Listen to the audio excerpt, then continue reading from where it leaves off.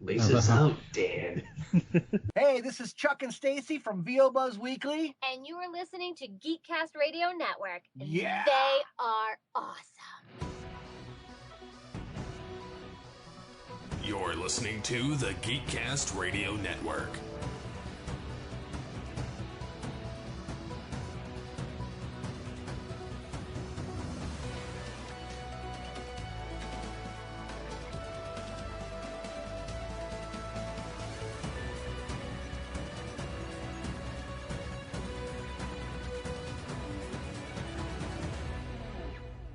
Unleash the geek in you. Mr. Joker, you're leading on the current control. Don't sound so bossy, if you please. My dear sir, as the poet says, on land you may command, at sea it is me.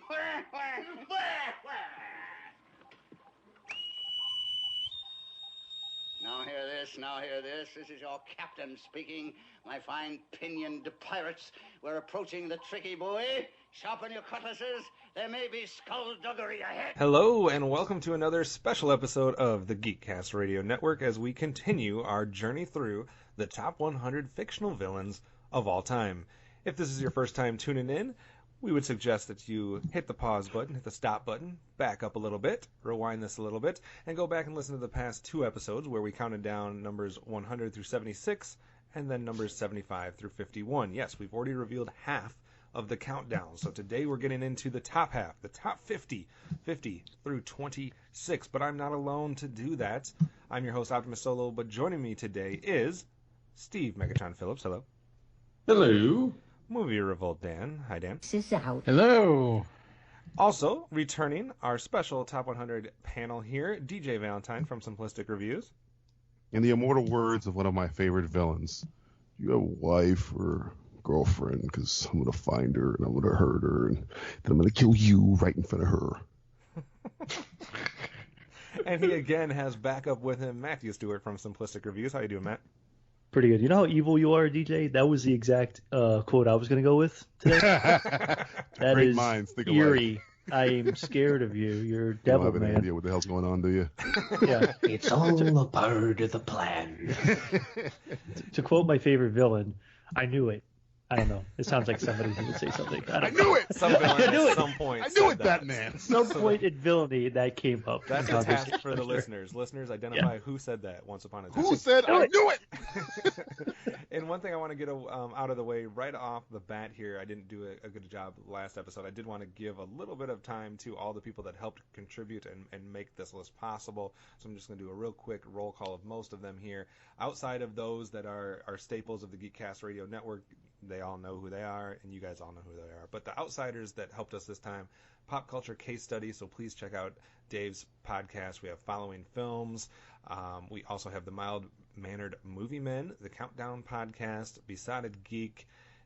We have Kevin Wright Stuff, Blokebusters, the In Session Film Podcast, Real Films, and the rest of them are all connected to the GeekCast Radio Network in some way, shape, or form. So definitely check out their different blogs and podcasts, and we will have a post that outlines all of those. And we've been trying to feature a few of their ads. We'll try to get a few more of them in here in these last couple episodes. But to kind of set the stage for today, give you guys a little bit of statistics as far as what's been happening so far. So far through our top 50, or our bottom half, the first 50, film is reigning supreme so far. 13 film characters and 12 novel characters. So it's neck and neck between film and novel. Then we have 7 TV characters that we've revealed so far, 7 cartoon, 4 play characters, 1 poem, I'm going to say 3 folklore, 2 video game, 1 comic book. And then if we want to break it down into a couple different categories, we've had 4 quote-unquote Disney villains. And once again, don't get mad because some of these had sources in different things. I'm just saying Disney because that's what they're best known for. So we do realize that some of them existed in things prior to that. We have had 3 characters that originated in horror films. We've had 4 female characters, 1 robot, 1 doll, and 6 beast monster animal characters. So I got all the data for you guys this week. Also, so far, we have had 12 characters that predated the 1900s in that 50 chunk, and 10 that were from the 2000s. So 12 pre-1900, 10 post the year 2000, everything else in the 1900s. So, biggest surprise so far, DJ, and what are your thoughts as we finally get to the top half of this countdown? Well, I got my spectacles and my cup of Earl Grey and my bookmarks because apparently this Stewart is with the Logan. They're the same person. You haven't seen them together Jean-Luc Picard. Jean-Luc Picard, make it so. I'm very surprised that we're apparently this is the Library Cast Radio Network, and we've gotten so many literary villains here. Now this is, I think, is going to be make or break. If we don't get some comic book horror right away, then this list is just gonna. I have no other predictions. If we don't get at least 3 comic book characters in this this bout, I'm going to be stunned, and then you can just pretty much chalk it up to, I don't know, Charles Dickens or some shit. Well, we have been getting quite a few comments on the website on both the first episode post and the second episode post. We actually have one contributor/commenter that is not surprised at the lack of horror comic book villains and said that they think that there would be even less. I don't know how you get less than 3 in 1, but that's what they said. And I think one thing that's interesting, because it goes into the kind of the criteria that people use, and I understand that there's some interesting characters out there, and he was saying that maybe he would like some more soap opera, sitcom, and stuff of that nature, but I don't know how much I'm gonna buy any type of argument that says Archie Bunker is more of a villain than somebody that kills people. And there's, he's a product of his time. Like, it's not even. He's not even a villain. He's just a dick. I just think it's too easy for us for people to discount horror villains as all you do is, you mindlessly kill people. Let's take a look at the real world here, for example. Is someone like George Carlin or someone that rubs people the wrong way and is politically incorrect more villainous than Jeffrey Dahmer? Or, I mean, like, what are we talking about here? Like, that's about as villainous as a serial killer is about as villainous as it gets. I don't care if Ted Bundy or Louis C.K. Which one are you guys going with? Like, I don't care if you have no, interesting motive for what you're doing. If you're just killing multiple people, you are villainous. Like, so I mean, I don't know. I guess it gets to how we all define it. We did get a couple things calling us out on, and something we thought we might get. There is a fine line sometimes between like an anti-hero or just an antagonist and a villain. So it's interesting some of the comments that we've had there. A very interesting comment that I didn't realize either. We've had 0 Bond villains, and that's a franchise that's been around for a long time. So we've seen 0 of them. It'd be interesting to see if that's going to make an appearance. And also, that first episode we had some major franchises that were represented, like Lord of the Rings, Star Wars. Nothing like that in the second episode. So that's another interesting thing. Dan, usually when we get to the top 50, this episode where we kind of get through the 50 through 26, it's no longer about any type of fringe character. It's less and less about any type of niche character that has just a cult following, and it becomes more of these people are for sure top 100 worthy. It's just about where they fell. Do you feel like that's something that's going to stay true today? I would think so, just because if you're looking at the percentage of lists that characters will need to be on, and the fact that you're dealing with such a vast amount of people in a list like this, people who are eligible, that if you're getting above 30, 40, whatever percentage, 50% of over 20 some less, you're probably going to be worthy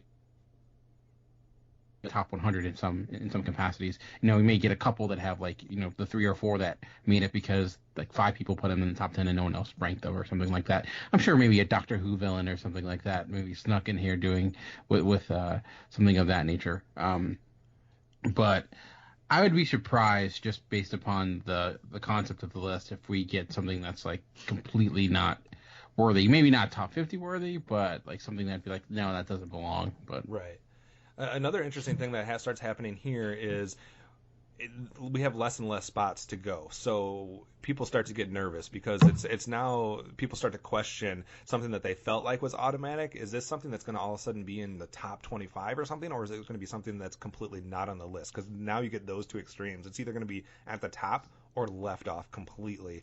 And interesting that you bring up the percentages here, because today's episode, mainly we're going to deal with characters that are on 40-50% of the list. So there's a few still on the 30s, and we do get one that's on 60% of the list.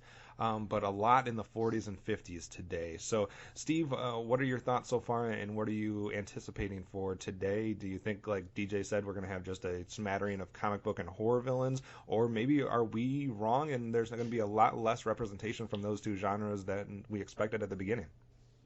I think we're going to see a lot of comic book and horror. Like you're going to see your Freddy Kruegers and Jasons and those kind of characters showing up either in this episode or in the next. And then you're going to see more of the maybe the second tier of like comic book heroes, or not heroes, villains.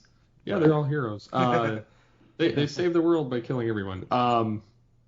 We're going to see some of those show up, I have a feeling, and you're going to see some of the more popular ones show up, but I still think that there's going to be a grand majority of the superhero and horror characters in the top 25. Matt, another interesting thing here is, as soon as this episode goes out and people are able to listen to what shows up at 50 through 26, then all of the predictions will start to fall as far as people trying to predict number 1 or top 10 or stuff like that. Another thing that we saw, obviously, that DJ alluded to, is we've had quite a few pre-1900 characters. We talked about would we almost be out of those? Would there be very few of those left? Would there be very few Disney villains left? Have we already covered most of those? Things like that. What are your thoughts kind of going in today, and are you rooting for somebody to show up that you're not sure that they might show up? I think it's going to be time, like when you're alluding to like percentages and things like that, and things are starting getting to the 40s and 50s, that makes a lot of sense, and just in terms of like being in the top 50. But I think Disney villains, you still got quite a few, at least super memorable ones in my opinion, on the list. So they might show up in the top 25. I mean, if there's like a Disney bias, where I think we all kind of grew up as Disney kids, and Disney villains are always probably next to comic book villains. I would say Disney villains are the second most popular or most recognizable villains in the entire world, I would think. Horror still needs to be represented a little bit more. I'd say there's maybe about another 3 maybe I can really point at, that the big, the other Mount Rushmore guys to go on there. But I think it's going to be pop culture heavy going forward. I can't really see a lot more pre-1900 or literary villains. Maybe some Stephen King stuff still to go. That would be really interesting to get some of that on the list, because there's definitely some memorable Stephen King villains and all the work that he's done. So it'd be cool to see some of that coming up on the list too. Let's see if we go literary, but go a little bit more current literary than old literary. Yeah. So we'll see what happens with that. Another thing we'll have to kind of pay attention to that we didn't as much last time, to see if we have some interesting performers that performed these guys, or creators. We'll kind of venture back in there and see what's going on with that. Also, interesting note, last thing before we kind of get into it, after we do this first pick, after we do number 50, every other character revealed today was in somebody's top 10. Oh, so wow. Every single one. Wow. So that's interesting. We're also going to see 3 number 1s fall today. So people can be nervous about that. And here we go, because there was 2 last episode, 2 number 1s. We're going to get 3 more today. That means 5 people's number 1s will be done after today. Whew. If that doesn't make you nervous about if you're going to fall today or not, how about this? 3 people that contributed list will not see their number 1 in the countdown at all. Oh my God. So this countdown is villainous. So nobody's safe here. So don't assume. Are they on the panel though? That's the true question. Don't assume that one of your number 1s is automatically going to be on this list, because 3 people are going to be disappointed. That's all I'm going to say about that. But all right, let's get right into our first pick of the day at number 50 here. 40% of the list, so a good portion here, and a film villain. And we're starting somewhere that might not surprise too many people. We're starting with a horror film character. So our number 50 is none other than Leatherface. So the only character today that was not in somebody's top 10, the highest he got was number 16. DJ, what do you think of the first horror character film for today, and joining the ones that we've already mentioned, in the previous episodes? I get it. He's in terms of iconography. The chainsaws. He turned a household item like a chainsaw into the scariest. What house are you in? I live in the woods. Apparently. But no, I mean, nobody looks at a chainsaw without thinking of Leatherface. If you see a chainsaw, you watch Ice Road Chuckers and they got the chainsaws cutting the things, you're thinking of Leatherface. But if you rewatch that movie, at least I watched it recently, it's almost like he's like goon in that movie. It's the family that's the really I forget the name of Matt will be able to help me, the sheriff, I forget his name. The Hewitt family. Yeah, the Hewitt family. They seem like more of the calculating villainous type, but I mean, I'm not going to be crapping on anybody picking Leatherface because it's effing Leatherface. He's wearing people's skin for a face, and he meat hooks people. So I mean, he is rather villainous, though he's kind of got he's the muscle of the family. That entire family should probably be like included. Like he accepts it for the entire Hewitt family. Matt, he fits in with some of the horror villain naming schemes, Pinhead and Leatherface. So I mean, we got that going on. What do you think? Is he more worthy, or is he worthy to be higher than the likes of what we saw with Jigsaw and Chucky and Pinhead?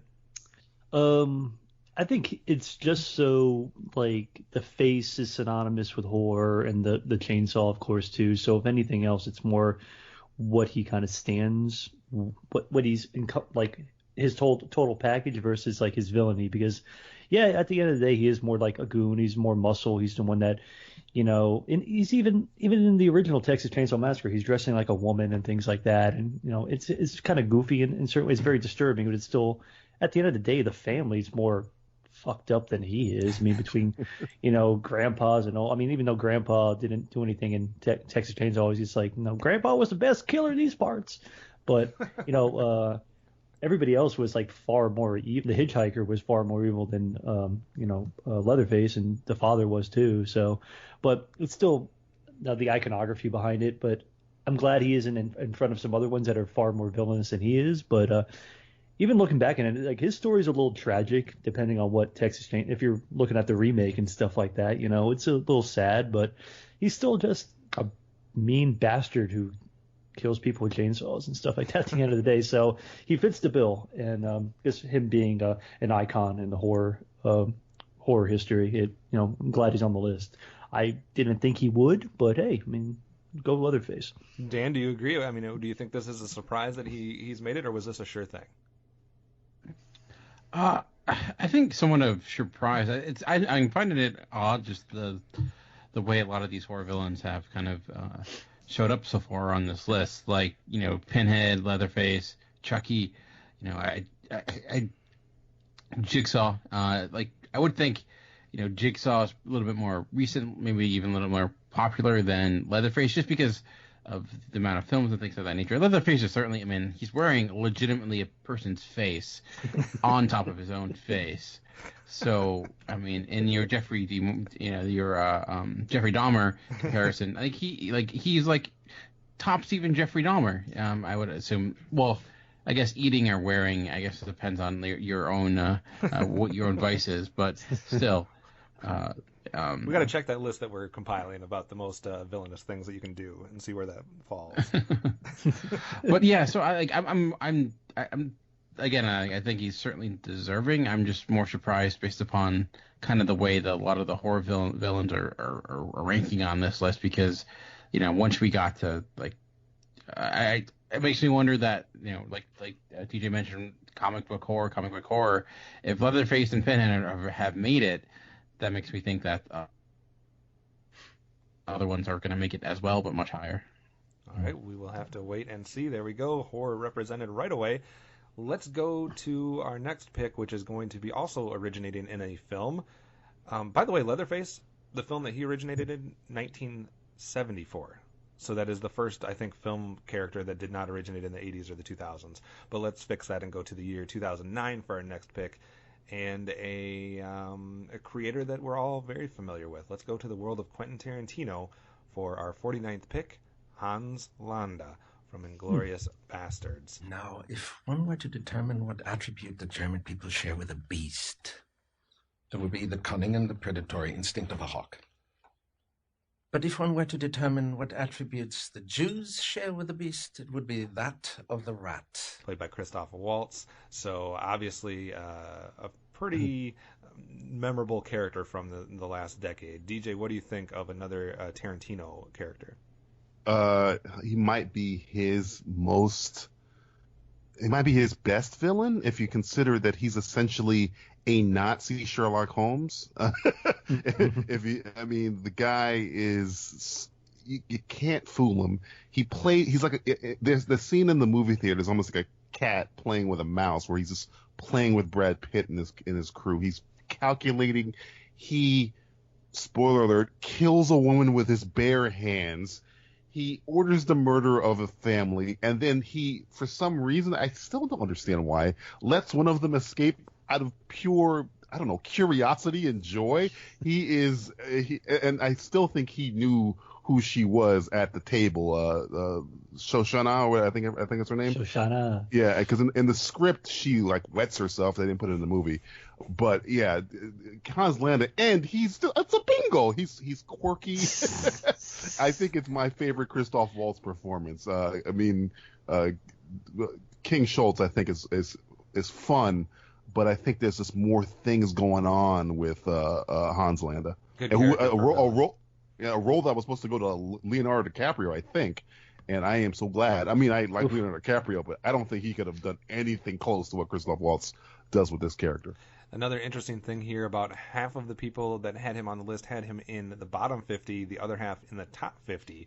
So, Dan, what do you think? Where's the proper landing for Hans Landa? It's hard to say without knowing where some of the other classic movie villains land. I do think he deserves to be much higher than, say, Calvin Candy, and he is deserving of a top 100. He seems evil for Nazis, which is saying something. Yeah. Not many characters can have a better introduction into the world of film than he does, and it's not, it's a very just calculated and kind of well thought out introduction into who he is and his personality. It's such a captivating character. Obviously you hate him because he's this evil guy, but you can't help but just be completely interested in what he's doing, and the way he is able to really just somewhat have a charismatic personality, but underneath that knowing there's a viciousness to him as well, but also seeing that he maybe not into this whole mantra as much as others, and at the end maybe looking out for himself more than he lets on. So I think there are multiple layers to his character for sure, and it is propelled by the coming out party for Christoph Waltz, who became a star because of this character and this role, at least in the West for sure. So I think I agree with TJ. It's probably, he'd probably rank among one of the best Quentin Tarantino characters ever, and probably his best pure villain, as there aren't many pure villains in the world of Tarantino films. But I'm happy to make him in the list. I actually thought he'd probably be a little higher, considering Calvin Candy made the list. I thought he would be top 25. So, Matt, do we have the right two Tarantino villains, and is there any potential for a further one? It's hard to tell. In the world of Tarantino, there aren't really a lot of pure villains who are just evil. And what's so messed up about it is that all these villains are so likable too.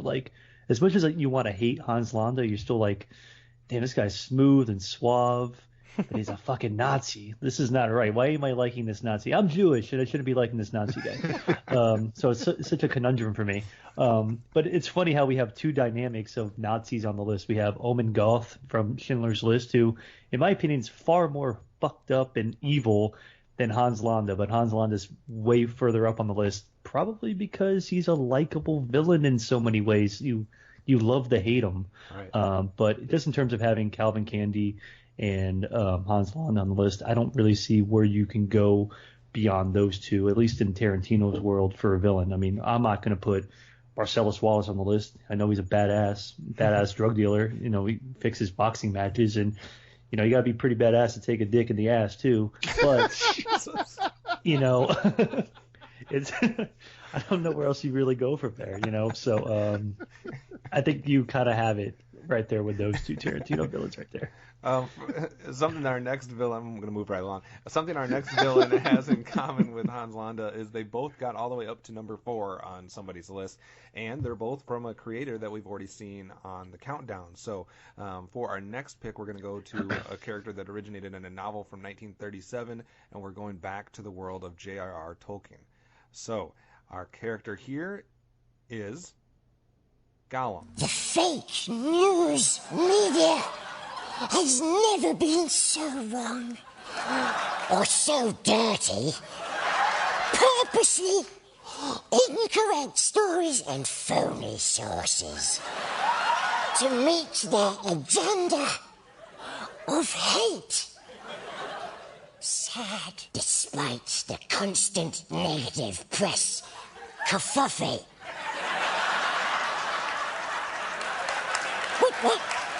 Wait! What's kerfuffle, Precious? So we've already seen one Lord of the Rings character or Hobbit character. Now we're going with another one with Gollum.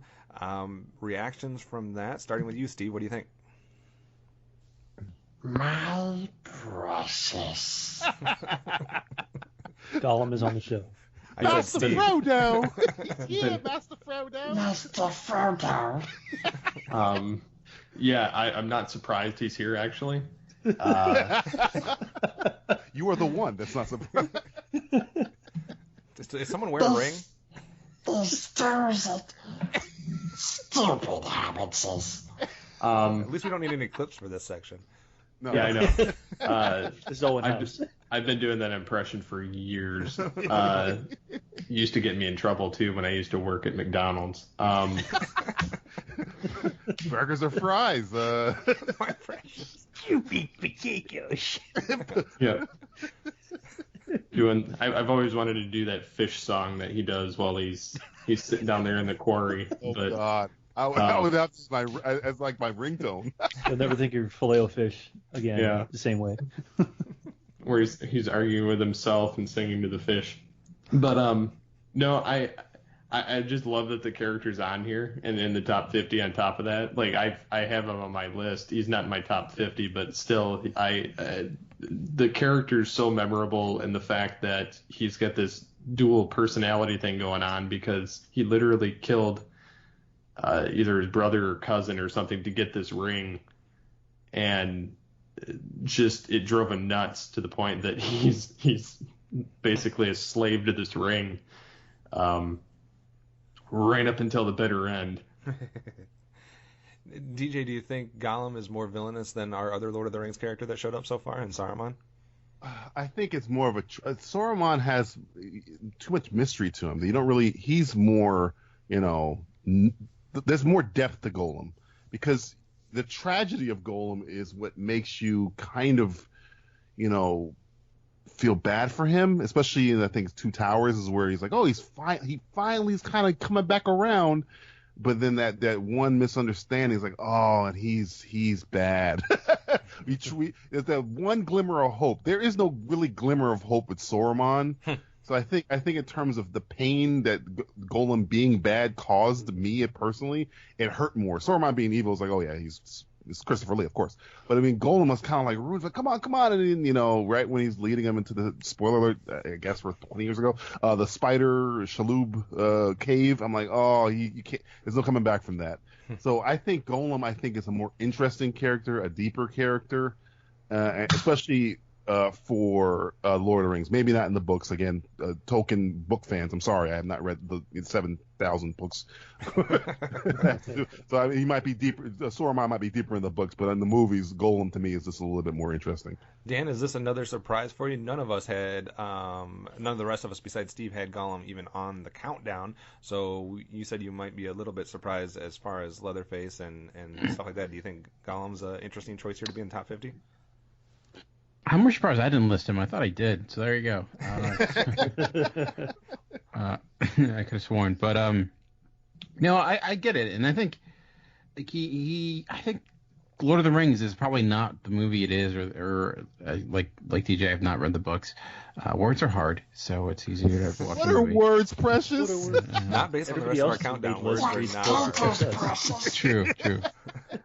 But I don't think Lord of the Rings isn't what it is without him. I think it makes it like the Adventures of Frodo or the story of Frodo that more compelling because of this character that's there, and he probably has the only good scene in the Hobbit trilogy.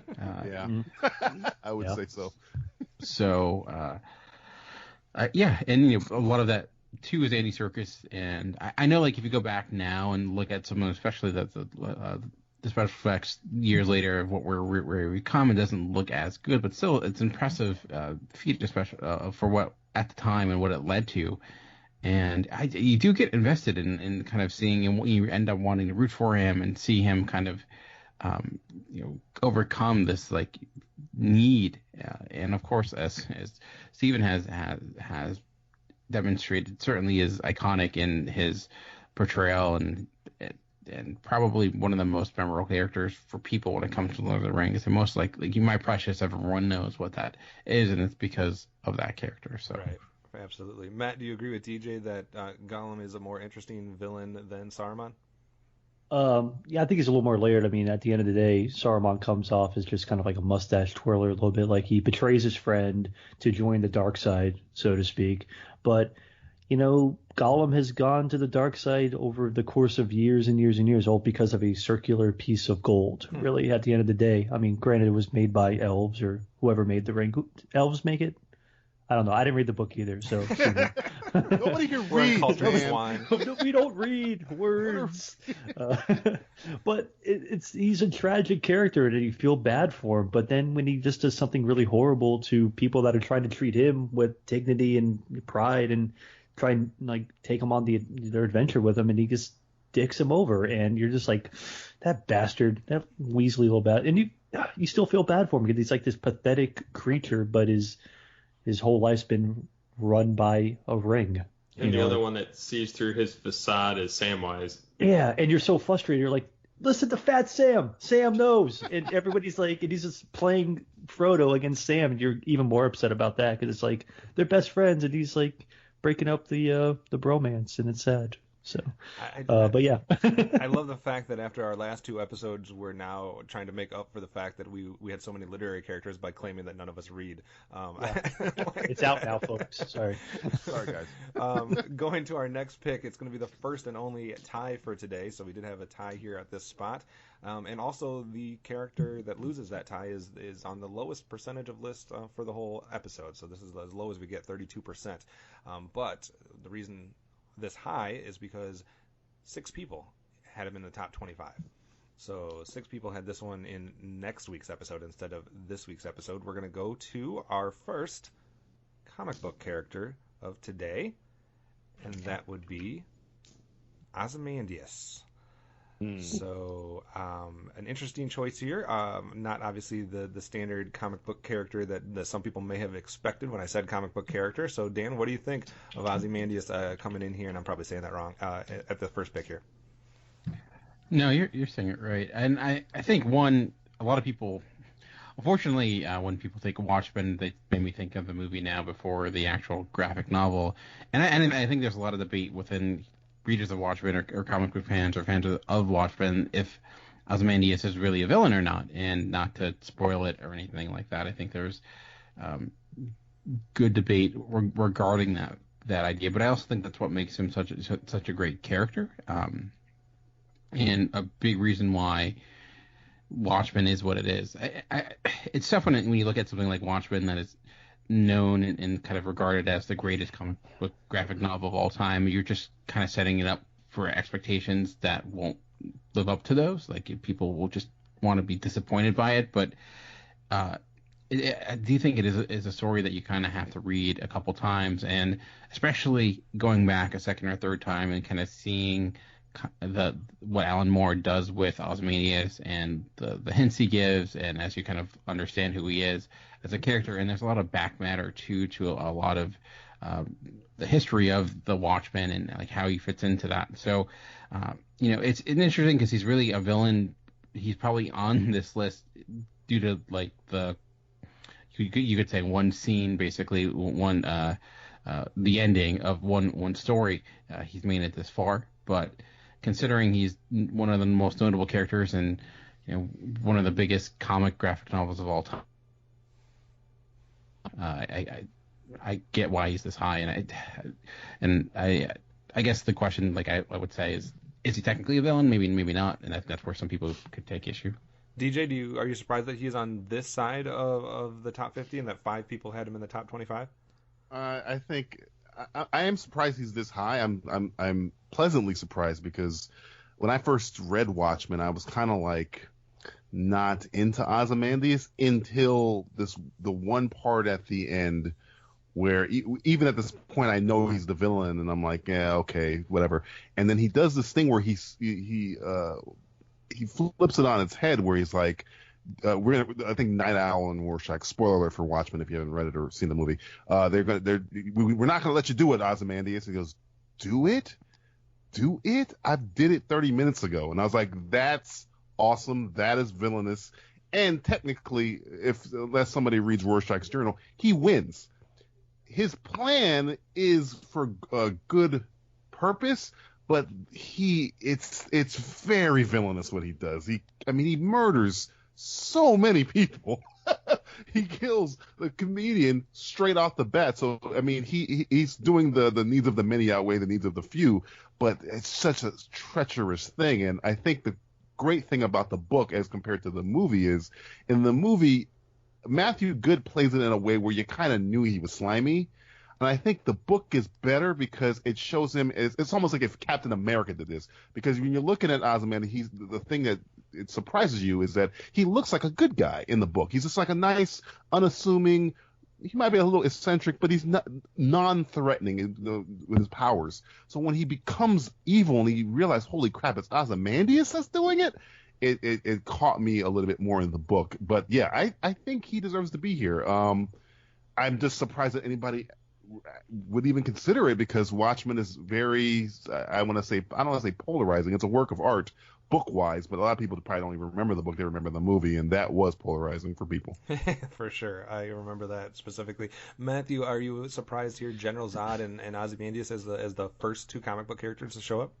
Oh, it's interesting that we're getting these kind of, I wouldn't call Ozymandias like a fringe comic book villain.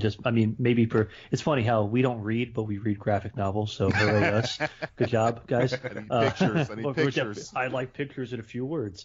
But it's interesting how we got Zod and now we're getting Ozymandias, so we're getting these like kind of very high, I don't know, I don't want to call Zod like high-minded, but Ozymandias, it's cool that he's on the list, and he is a character that you're kind of like, there's such the verdict still might be out of whether you think what he did was wrong or whether you think the thing that he did was right. It depends on what side of the coin you're on.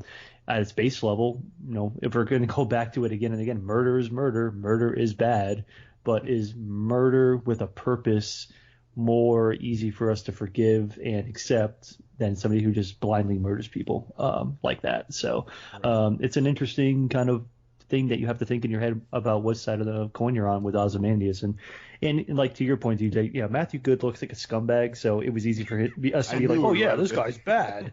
Something's wrong with this dude. Yeah, but in the book he has like a tiara, he's looking all cute and everything like that. It's like this guy would have hurt anybody, but then he unleashes like hell upon earth. So I don't know. I like that he's on the list, though. It's a testament to graphic novels and one of the best ones, arguably created ever. So I'm glad he's on the list. It's good job, guys. Read books and graphic novels. Fantastic. We got it all covered. Got it all covered. No medium left unturned. All right, breaking the tie there and taking over the 46th spot because he was on 40% versus 32%. Technically, probably most people will know this character from a TV show. Technically, started in a novel first. We had J.R.R. Tolkien. How about George R.R. Martin? And I like saying that because just, saying the creator and the writer of Game of Thrones does not give anything away because that series has so many villains. So coming in here at number 46 would be Ramsay Bolton. Yes. Ramsay Bolton here at 46. DJ, you reacted first, so what are your thoughts on that one? I think the thing about we've discussed this before many times. That everybody goes to Joffrey because people hate Joffrey because he's like the snivelly, whiny, I'm going to be the king, the Prince John character in the George R. R. Martin's Game of Thrones.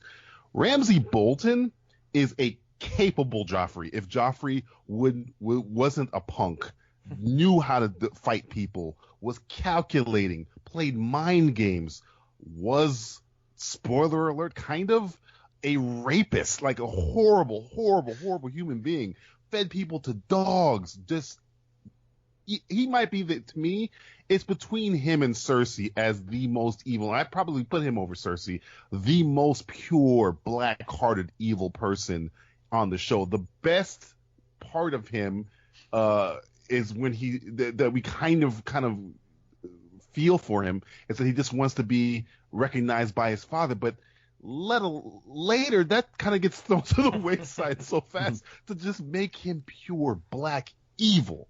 Joffrey is just a punk.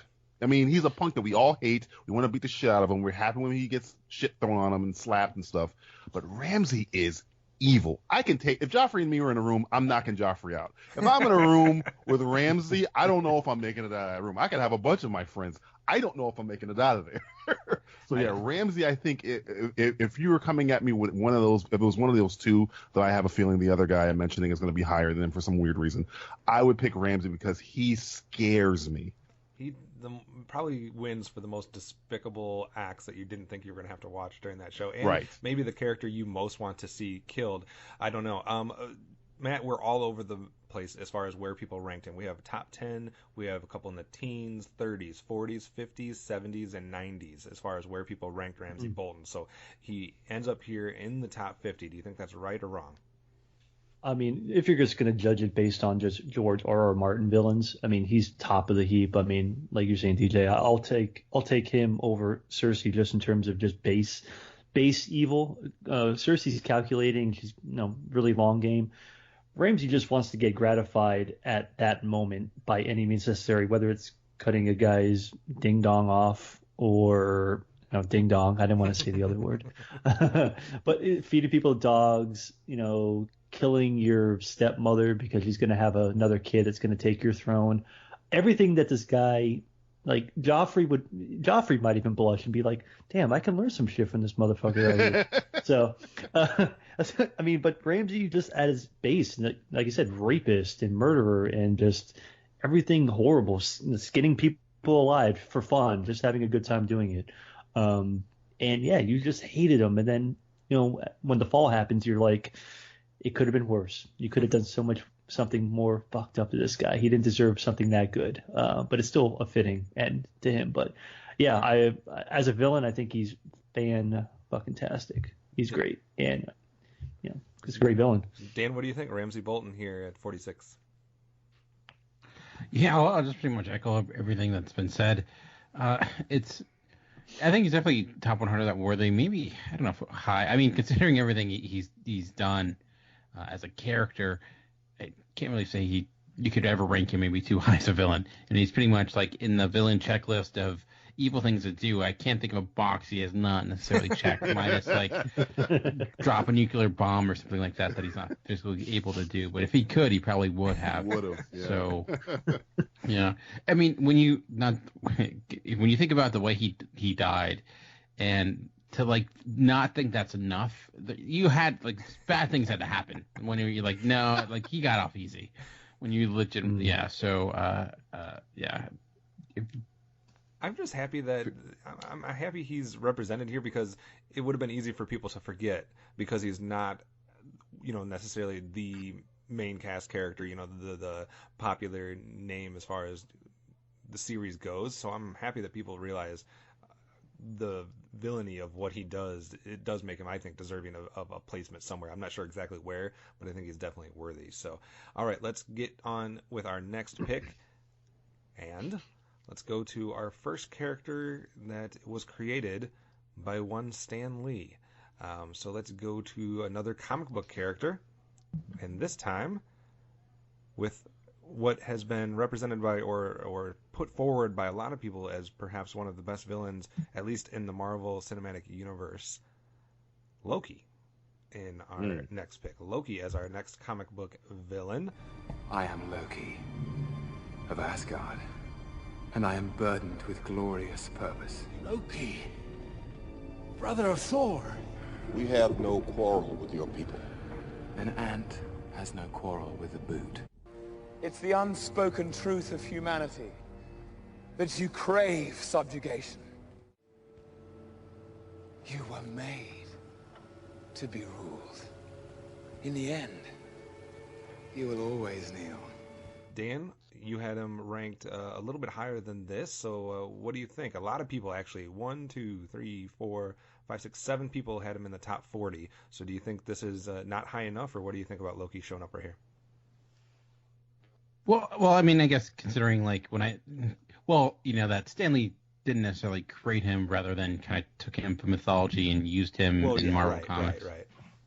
Yeah. So when I was ranking him, I was considering that too, just the fact that he is a character not only used in pop culture today, but one that has been, basically was kind of a religious figure in a way that we've Disneyfied in our common day society. But Loki, like, if you look at kind of the Marvel comics for sure, what he's been able to do in that, and like why he's been such an effective character, and like Marvel's really good at is taking real life or past mythological characters, if it's Loki, Thor, Hercules, and kind of bringing them into Marvel Comics and kind of getting what works for them as core characters to work in the comic book world. And Loki is that at first it's just like this evil man who just wants to seek revenge of his brother that he's jealous of, but there's always like something more to him, and you never know exactly the angle he's going to take. He's got this complex relationship with his mother, as well as being kind of an adopted of kid in a way, and like the baggage he holds. And in the realm of the comics, there's been a lot of different approaches that have been taken. Sometimes he has been even like viewed as more of a hero in attempting to do good and having it kind of all slip away. And when you're looking at the movies, and he's been the linchpin to make the movies work for at least the first couple of phases of the film, especially when people talk about Marvel villains in films not working, they're like, well, except for Loki, he was the one that did work. So I could see why. So I think he should be hired, not just because of what he's meant for Marvel Comics, Marvel movies, but just as a character in a whole. And like there's not many characters on this list that have kind of the history or the impact culturally as a character like Loki. Yeah, absolutely. Steve, what do you think of Loki showing up at this point? I don't necessarily have an issue with it. I think that more so where he's getting his popularity and his pull from is the fact that, one, he was from the Norse mythology, and then two, because he's been heavily featured in the Marvel Cinematic Universe over the recent years, and so you've had him kind of pop up a lot, and so that's part of where he's kind of gotten this little part of the fandom on his side between the three Thor films and the first Avengers film. So I don't know. I don't have necessarily an issue with him, but I think that there are other villains that may deserve more of a front and center over Loki, but I don't necessarily have an issue with him being here. DJ, do you agree that it's maybe Tom Hiddleston's performance and some of the way that they were able to pull off one of their best villains so far in that cinematic universe is giving him an extra bump on this countdown? Yeah, I think the movies get him high, but the fact that he's low in terms of comic book characters is probably because of the fact that Loki has now been where he was in Avengers to where he is now. It's almost like he's I don't want to say comic relief. He's not as evil as he was before. So I can see him being lower than other comic book characters. Though in the comic books, Loki's done some despicable things as well. But yeah, I think it's just the films that are just getting him this high. But if I was going to think of people in comic books and comic book realm or whatever who are evil, he would not be in my top 10. That's for the simple fact that I can think of people who've done worse things. Loki's now become kind of this just mischievous, causing problems that lead to them fighting more evil threats. So yeah, but again, he is uber powerful. He has done dirty stuff, but I think Tom Hiddleston's kind of hurting him a little bit in the fact that he's kind of a good guy in Thor Ragnarok. he's an anti-hero. Good guy. Yeah, he's there, but he's not like. He's like Q in Star Trek TNG. Right, exactly. That is a perfect analogy. Yeah. He's just there to cause problems and enjoy to see how people get out of it. That's essentially, he's the god of mischief. That's perfectly which is great because that's exactly what his name entails. He just wants to cause problems and like this whole Marvel Cinematic Universe is him being the antithesis for a bigger villain, which is Thanos or something to that effect, or the Chitauri or whatnot. So yeah. Yeah, absolutely. Matt, any last comments on Loki before we move on? Yeah, it seems like as time's gone on with that character, he's just become, and even in Avengers, he was always like the means to an end in a way. Like he was a villain, but I never saw him as like the biggest threat in at least any of the MCU stuff. I am a god, you dull creature, and I will not be bullied by that.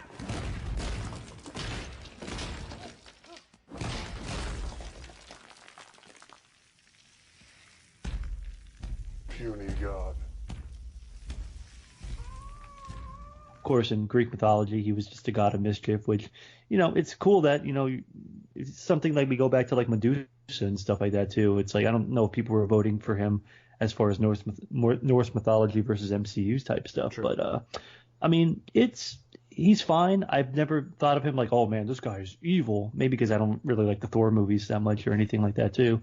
But, Tom Hiddleston, yeah, I think he kind of maybe hampers it a little bit because he's a pretty charming guy too. You're like, oh, this motherfucker's suave and he's funny. And it's like, even in Thor Ragnarok, you're like, I can't take this guy seriously as a villain anymore. Even though he tries to dick his brother over one more time, but guess what? Thor sees through it. So it's like, if Thor, who's an idiot, can see through your machinations at this point, you're almost kind of done as a villain. You might as well be a good guy now. So. Absolutely. All right, moving on to our next pick. This is where they all are trying to one-up each other because I said that every character on the list was going to appear at least on one person's top 10. This next one appears on two people's top 10. And if you don't count the Game of Thrones characters, it'll be our first character today that is a pure TV origin. Steve, interesting that you said something about Q. It's not Q, but it's from the same franchise. Let's go with the Borg at our next pick. So from Star Trek, the Borg, in any of the forms or individuals or collective, I guess as you want to call it, appearing here. And this is an interesting one for sure. I'd like to get your guys' thoughts first because I had it the highest out of everybody. So it was in my top 5. So Steve, you're the Star Trek genius out of all of us. So let's start with you. What do you think about Borg being here? We are the Borg. Lower your shields and surrender your ships. We will add your biological and technological distinctiveness to our own. Your culture will adapt to service us. Resistance is futile. Oh, I definitely think they deserve to be there because they give no craps about any other life form, and all that matters is their one single unified goal of assimilation and self-betterment for their own race and to hell with everybody else. And so they're quite possibly one of the single greatest threats in Star Trek history, aside from maybe the whole Dominion thing and the Undine or various other species in that regard. But I would say the Borg has been the most frequent and painful one they've had to deal with throughout the entire Star Trek mythos. I mean, it even made an appearance in Enterprise. So the only series so far we haven't seen it in is Discovery in the original series at this point. So I think another thing that's interesting about the Borg is you have, something like Star Trek, which was around for a lot of, many years, and they encounter so many different species and creatures and villains and different stuff like that. But for the most part, a lot of the villains are more so exploring or trying to survive, or you have like villains that you have the dynamic of it's more so trying to prevent an escalation to an all-out war, like with whatever, the Romulans or the Klingons or something like that. And the Borg is something that is a completely different threat than those. It's not about an all-out war. It's literally about just an unstoppable force that's just going to destroy your entire race, and it's not necessarily in a combat way. It's more in this crazy, almost Spec Ops type way. And I will always remember the episodes where they finally get to Picard and stuff like that. I mean, this is easily the biggest foe that at least the Next Generation crew ever came across, in my opinion. Even Voyager had heavy dealings with them, even right up to the last episode. And I think another thing about the Borg is you can maybe draw some similarities to other, things that have appeared in entertainment and fiction, etc. But to me, they're one of the most unique villains that we've come across so far on this list. I mean, it's just, who else would you compare the Borg to? So, I mean, I maybe gave it some I gave it some extra points for that. DJ or Matt, any thoughts on our first Star Trek villain? Well, I mean, the Borg is essentially Picard's Moby Dick, another character that's been on this list. Yep, and they did that in First Contact. The line must be drawn here. This far, no far, that crap. So, but no, I've always loved the whole is it Locutus? Locutus. Yeah, that whole storyline and the fact that it just gnaws at Picard that this race is stuck in his subconscious, and the destruction that they cause when you make the Klingons look like pikers. You've essentially, I mean, the Klingons were Kirk's, Moby Dick, and the Borg essentially transcended Picard, so now they're everyone's Moby Dick. You cannot take them for granted. The only thing I kind of I didn't like about it is I like the mystery of them not having a queen. I know it makes sense and all. When they had the queen in First Contact, like, I like them more when you didn't know anything about them. They just come in like locusts, take over everything. You can't reason with them, because the queen in the First Contact, you can kind of almost reason with her. And I'm like, no, I don't want to reason with you. I want the thing that makes them scary for me is that they just keep coming. There's no, you can beat them like one time in the way you've used them, and they assimilate and they fix everything. That scared me more than like a more human face to it. And though it makes sense with the queen drones theory, but yeah, the Borg is awesome. I've always liked the Borg ever since that episode. So. Yeah, absolutely. And let me do something weird and put the Borg and the Gremlins in the same sentence, because I had to do the same thing. So it didn't matter if you rated Borg or Borg Queen or one of the versions. I put them all together. So I just thought that was the most fair. Matt, any last Borg thoughts versus Gremlins. I want to see it. Borg versus Gremlins. I just watched Gremlins yesterday. Matt, any thoughts? Just don't feed them after midnight. You'll be okay. Or assimilate them. Depending on what space-time continuum you're in. Get them wet and assimilate them. Yeah. I guess the thing with the Borg, like their look is pretty iconic too, and of course how Picard looks after he's assimilated as well too. It's like freaky as hell, but it's a cool look. Borg Queen is like all slimy looking and stuff like that too. It's like, oh god, it's gross, but it's just, I mean, in terms of all the villains and life forms that the Enterprise has ever had to deal with, the Borg is the scariest because it never stops. I mean, they literally say resistance is futile. I mean, when you have something like that, it's like you're not going to do too good, man, because they're just going to keep coming at you. So, it's a cool villain, and it's a memorable villain, just the way they look and everything too. So that's what I really have to say about that. All right, absolutely. And like I said, we're one-upping things because now we had a character that was on two people's top 10. How about we go next to a character that was in two people's top 2? So our first number 1 pick falls today, and someone else had him ranked at number 2. Him, I guess we'll say, originating from a novel in the 1940s from George Orwell. Let's go with Big Brother, the collective, I guess you could say. Interesting, right next to the Borg, I guess, in a way. But Big Brother here coming in next. I had him at number 2, actually. I just think that there's... Well, I'll let you guys talk first. Dan, why don't you talk a little bit about Big Brother? I'm afraid to, actually. I don't know. That's why I wanted to throw you guys under the bus first. Watching. I love Big Brother. The TV show's amazing. I love CBS, and no. I wonder if anybody voted for Big Brother as a villain, like it's a bad reality show. Like, is that what they meant? No, or their actual Big Brother that was really mean. Everybody voted because they're too scared of Big Brother. That's why. I mean, when you think of Big Brother, it is one of those villains I think that maybe has even like surpassed the notoriety of the book it comes from in a way where you say Big Brother, more people know what that means than actually maybe even have read the book or aware of it. And I think it's often obviously what it represents and that overarching fear we have of basically being controlled, and it's permeated so much of pop culture or fiction in general that idea. I mean, everywhere from like Microsoft commercials to many of the villains that we've talked about here certainly have had influence based upon Big Brother, and it's like the Borg in the sense of it's not this one specific character, but it's the fear in not having that like overall like person you can point to as the character you're supposed to be afraid of. So I could see why like so many people ranked it really high. Maybe some people didn't, because it's kind of hard to kind of see it in the capacity of a villain since it's not necessarily one specific character per se. But yeah, I think like in impactful or evilness when it comes to villains. I mean, when you're basically taking over the world and have complete control, there are not many villains that can kind of claim that, and yeah, it's what Big Brother is able to accomplish. DJ, are we going to get some flack from this one because 6 people had Big Brother in the top 25?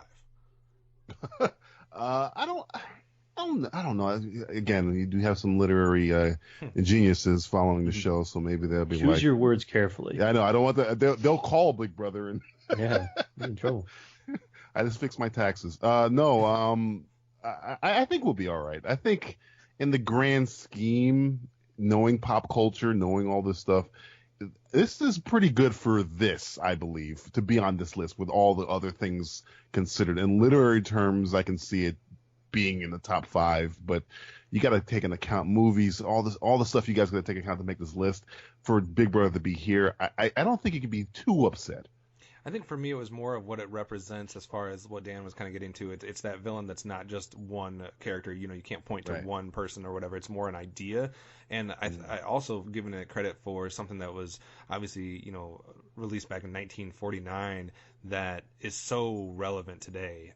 You know what I mean? As far as our technology age and things like that. So I thought from that it got a few more points. And it's just something that's just an overall scary concept to consider and to think, and not knowing how real or not that is. So I guess that's why I ranked it so high. Matt, what do you think as far as where Big Brother should fall? And is it top 100 worthy at least?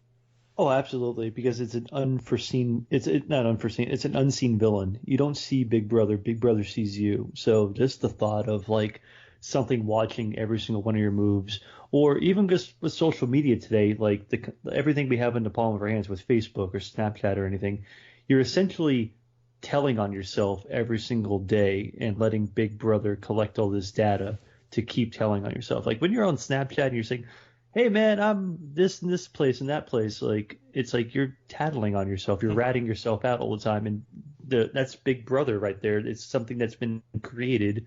And Big Brother's like, I don't even have to do anything anymore. You guys are idiots. You're going to tell me everything. I don't have to watch. You're telling me. I'm going to sit in the corner and just be like, yo, what's up? You gonna tell me what's going on? I'm Big Brother. I'm your Big Brother. So it's just one of those weird concepts. And Orwell, 60 years later, after over 60 years later now, after 1984 came out, it's like this guy knew that one day. I don't know. That guy's a genius, and and that was he was only going up to 1984. Think about it, 33 years later, and we're even worse than we were in 1984 to certain degrees with Big Brother watching us. So it's scary that you can't see Big Brother. I mean, you can see all these villains coming, but Big Brother is always watching you no matter what. Steve, final word on Big Brother? No idea. Plead the fifth. He doesn't want to get in trouble. All right. Yeah. For the next one. I love Big Brother. For the next one, let's go to a film villain that originated in the 90s, 1995 to be specific. On 36% of the list, John Doe from the film Seven. So I guess apropos here. Dan, let's start with you. You're the most politically correct out of all of us, I think. Oh, jeez. Wow. Well, there you go. So you ever see an actor in a movie and think, "Wow, that's evil," and then like, "Oh, the real life version is evil." So, behind the curtain. Yeah. Right. But For the record, looking at these the lists character of John Doe. These lists were created a while back. Wow.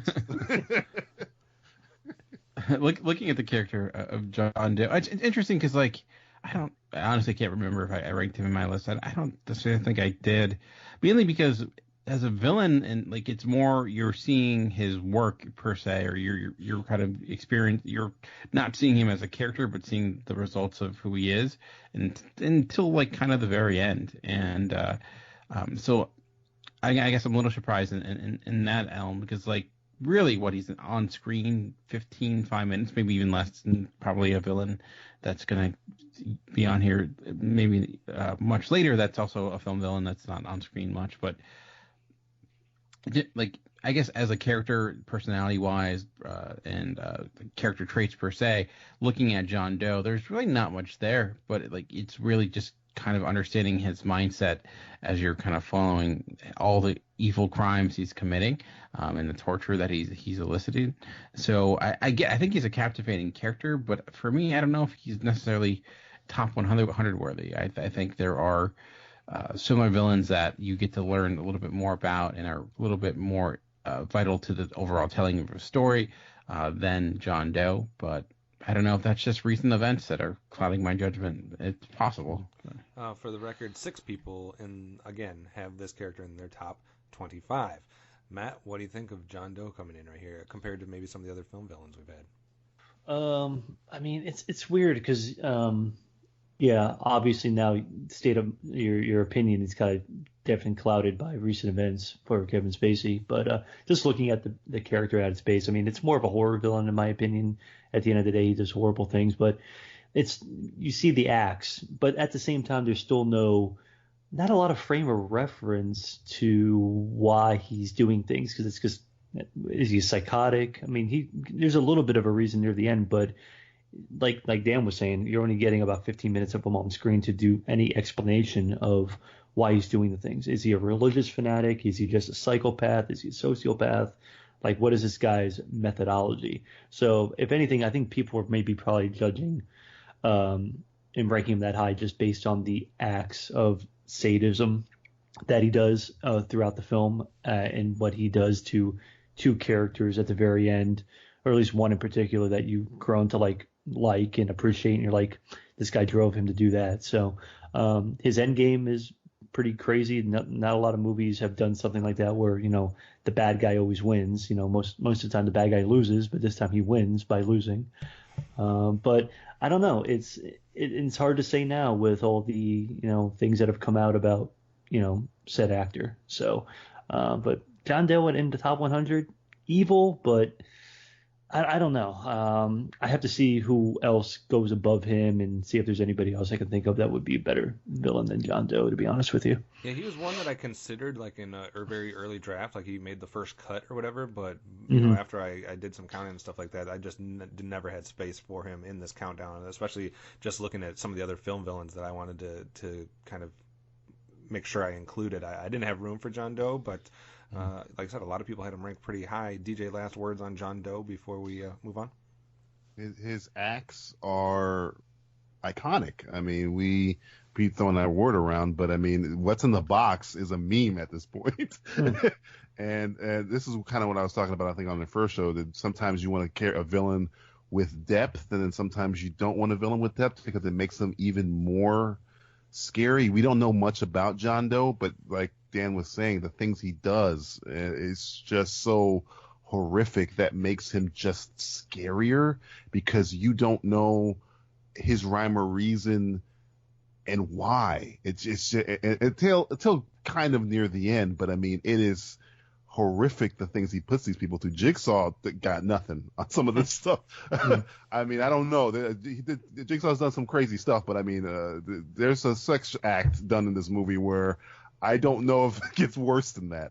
So yeah, John Doe is he's calculating. I mean, the fact that if you haven't seen 7, he essentially walks up on the cops almost for the thrill of seeing if they'll catch him, kind of thing, where he pretends to be the reporter. Right, and he's like right there, and and why would he do that other than the fact that he's just maniacal? And I think the fact that this movie is just hedging on the things he does, he becomes something else and just a character with a story arc essentially. But yeah, John Doe's always kind of kept me up at night ever since that I first saw that movie. Kind of put David Fincher on the radar for me. So yeah, John Doe I think deserves to be on this list. Interesting too, the amount of space that these characters are separated by, because by just going from our first character today, Leatherface, to John Doe, we're only talking about about 60 points maybe for Right. So it's not a lot that separates these guys as far as the overall point system. So just by the finest of margins, John Doe is outranking a few of these characters. So let's go to our next pick on the list on 40% of the submitted list, and another comic book character. Let's go to Thanos. So Thanos showing up here at our next pick, like I said, on 40% of the list, all the way up to number 2 on one person's list. Not, though, like these last two characters where we had like a majority or 6 people ranking them in the top 25 or something like that. Only 3 people had him in the top 25. So what do we think about Thanos showing up now in relation to the other comic book characters? Dan, I'll start with you. Well, I think certainly he does rank higher than that of Loki for a number of reasons. I'm curious because Thanos is very heavily influenced from other DC and another DC character in Darkseid. So I'm curious if Darkseid ends up making this list as well. But though some could argue the way Thanos has impacted Marvel Comics is probably bigger than that of DC and Darkseid in DC. But Thanos as a character is interesting. He kind of has all the tools you need in order to be successful in what he wants to do. Like, he's a character that has legitimately kind of basically conquered the universe on multiple occasions, just in order to kind of woo his love death, basically. And that relationship he has, he's kind of grown out of that as of late as a character, because what you have with comic book characters as they develop and change and evolve into new, especially with the most recent Thanos series by Jeff Lemire, you got to see what happens to him as a character when he's not as powerful, and there's been some origin stories, so you got an idea of where he came from. But he's also a character talking about evil who legitimately, went around the world, universes, and bared children in order to maintain his power. Decided just to make sure to eliminate them all. So he decided that, I'm going to basically kill babies all across the universe in order to maintain his power of who he is. And he's certainly capable of some truly evil acts.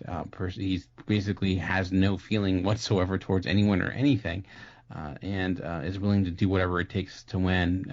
He can outsmart the smartest, he can outpowerful the powerful, and goes against the strongest of the strong when it comes to characters in the Marvel Universe. And that's kind of, I think, why he's been this backdrop character in much of the Marvel films, the one they've been leading up to since 2008, basically.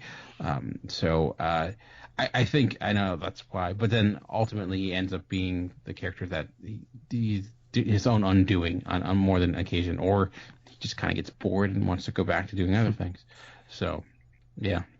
Steve, one thing that Dan had mentioned last episode is he thought that comic book characters that have appeared in movies in the last decade or last couple of decades might be getting a little bit more of a bump than ones that are maybe strictly relegated to the comics. Do you think that's something that is helping Thanos as far as being one of the, I guess, main villains in the Marvel Cinematic Universe that we've been kind of led to believe is going to be the big bad in the whole story? Oh, I definitely believe it's because they've had the limelight and being in the cinematic universes. I think that's only propelled a lot of these characters that otherwise wouldn't have gotten as much attention as they would have just being a casual or full-on comic reader. So I think that what we're seeing is a lot of the attention being put on these characters just because they're right in front of our face now, instead of trying to think of, oh yeah, who was that one guy that did that one thing, and they're very much front and center now, which wasn't something that we had 10-15 years ago. You had your main rogues gallery for that hero, and that was it, because we didn't have any of these combined universes. We didn't have a Marvel Cinematic Universe. We had pretty much Batman, Superman, Spider-Man, and X-Men. That was it. DJ, are we not giving enough credit to those that are faithful comic book readers, or maybe fans of like the animated series of some of these comics, or what do you think it is heavily influenced by the film world? I don't know. I mean, Thanos is a pretty bad dude. I mean, I don't want to go through his list of things here. I mean, the guy is he's killed half of the population of the universe. He's killed his own mother. He's blown up his home planet. He's fallen in love with death. He's killed death. He's given Deadpool immortal life to keep him away from death. The guy has done many, many, many, many, many horrible things, and a lot of people don't know that. So, I mean, because even when he was in the comic book realm, unless you're reading Silver Surfer, you're not really aware of a lot of this stuff. So most of you know about Thanos is the Marvel Cinematic Universe, which I think people are gonna realize in the next couple of years. But they're never gonna get as evil as Thanos has been in these books, man. I mean, Thanos has done horrific things. So I don't know. I think he should be higher in terms of acts, but in terms of reach and people knowing about him, not yet. I think maybe if you did this list 3 years from now, he might be a lot higher, because I have a feeling he's going to be dispatching the members of the Avengers pretty handily. And Dan is right. The only thing that really ever beats him is himself, or his own pride, or his own ego, or his own obsession with the Lady Death. So yeah, I think 3 years from now he'd be way, way higher than he is here. Matt, any thoughts on Thanos real quick? Yeah, I think it is funny because I would have to give people credit that they're basing this on comic book acts as opposed to the films, because essentially in the films the longest you see him on screen is in Guardians of the Galaxy. And he's not even really doing much anyway. But he snaps that one guy's neck. Well, that's not even him. That's not even him. That's the accuser. Yeah. He's sitting in his chair in the MCU, to be honest. So I would have to hope that a lot of people are basing this on his acts in the Infinity Gauntlet saga in the comic books. And yeah, I mean, he loves death, and he just kind of gives up at a certain. He's like, I'm bored. I'm going to be a farmer. And it's like that's it. He's like, I'm going to be a farmer. And I've won so many times. I'm done with this. Farming is the life for me.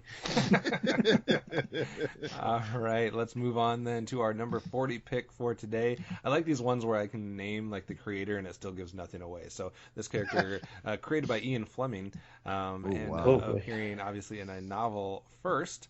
Let's go to something we haven't been to yet, a Bond villain. And this number 40 pick is going to Ernest Blofeld. So, Dan, you had him fairly high in the top 25 on your list. So what do you think of him showing up here at number 40? I mean, when you think like evil terrorist type of characters, like Ernest Blofeld's kind of created the archetype for that to be kind of copied throughout. I mean, think of Austin Powers and Dr. Evil. Dr. Evil is basically, the comedic version of Blofeld, and he's just the look, the love of cats, and weirdly, and like the ball, like he is kind of the very first maybe supervillain in a way. I mean, comics existed before then, but they weren't necessarily on the big screen, and he very much is a comic book character in all sense of the world. Over the top personality, gigantic layers. He just doesn't die. He always gets away. So he kind of set the tone, I think. And even you see his influence in like comic book or Saturday morning cartoons, and like Inspector Gadget, Dr. Claw clearly is influenced by someone like Blofeld. So James Bond, is the biggest movie franchise ever in terms of like how long it's been around and things like that. And probably eyes that have seen it, and he's been the character that has been in the backdrop and even has been able to return recently due to like all the crazy legality when it comes to James Bond. So that's why I had him up really high. Is he, in the realm of evilness, probably not nearly on the list of a lot of people that are on here. He kind of tends to fail at a lot of things he does, but as a character that I find interesting, I put him up. So I put him up this high. So. DJ or Matt, our first Bond villain, is this the cream of the crop? Is this the tip of the iceberg? What do you think of Blofeld showing up here? I think it might be the only one we get. Yeah, I think we might be, because I don't know any Bond villain that I would get any more votes than Blofeld. I mean, Donald Pleasance's Blofeld. The thing I hated most about Spectre is they had a great Christoph Waltz play him, and they squandered it because he's such a cool character. He's essentially his arch nemesis. They've like Dan said, they spoofed him with Dr. Evil. I mean, the closest I can think is Scaramanga, but he's nowhere near as diabolical and trope heavy as Blofeld. I mean, most jokes about arch villains come from things that Blofeld has done in these movies. So yeah, I think this might be. I'd be stunned if it would be another Bond villain above him. Matt, agree, disagree? Yeah, I mean, he is the ultimate. He's like, the creme de la creme when it comes to Bond villains. He's his arch nemesis, and he's unseen most of the time. He's only spoken about. And yeah, when you have Donald Pleasance playing him, then Max von Sydow playing him as well too.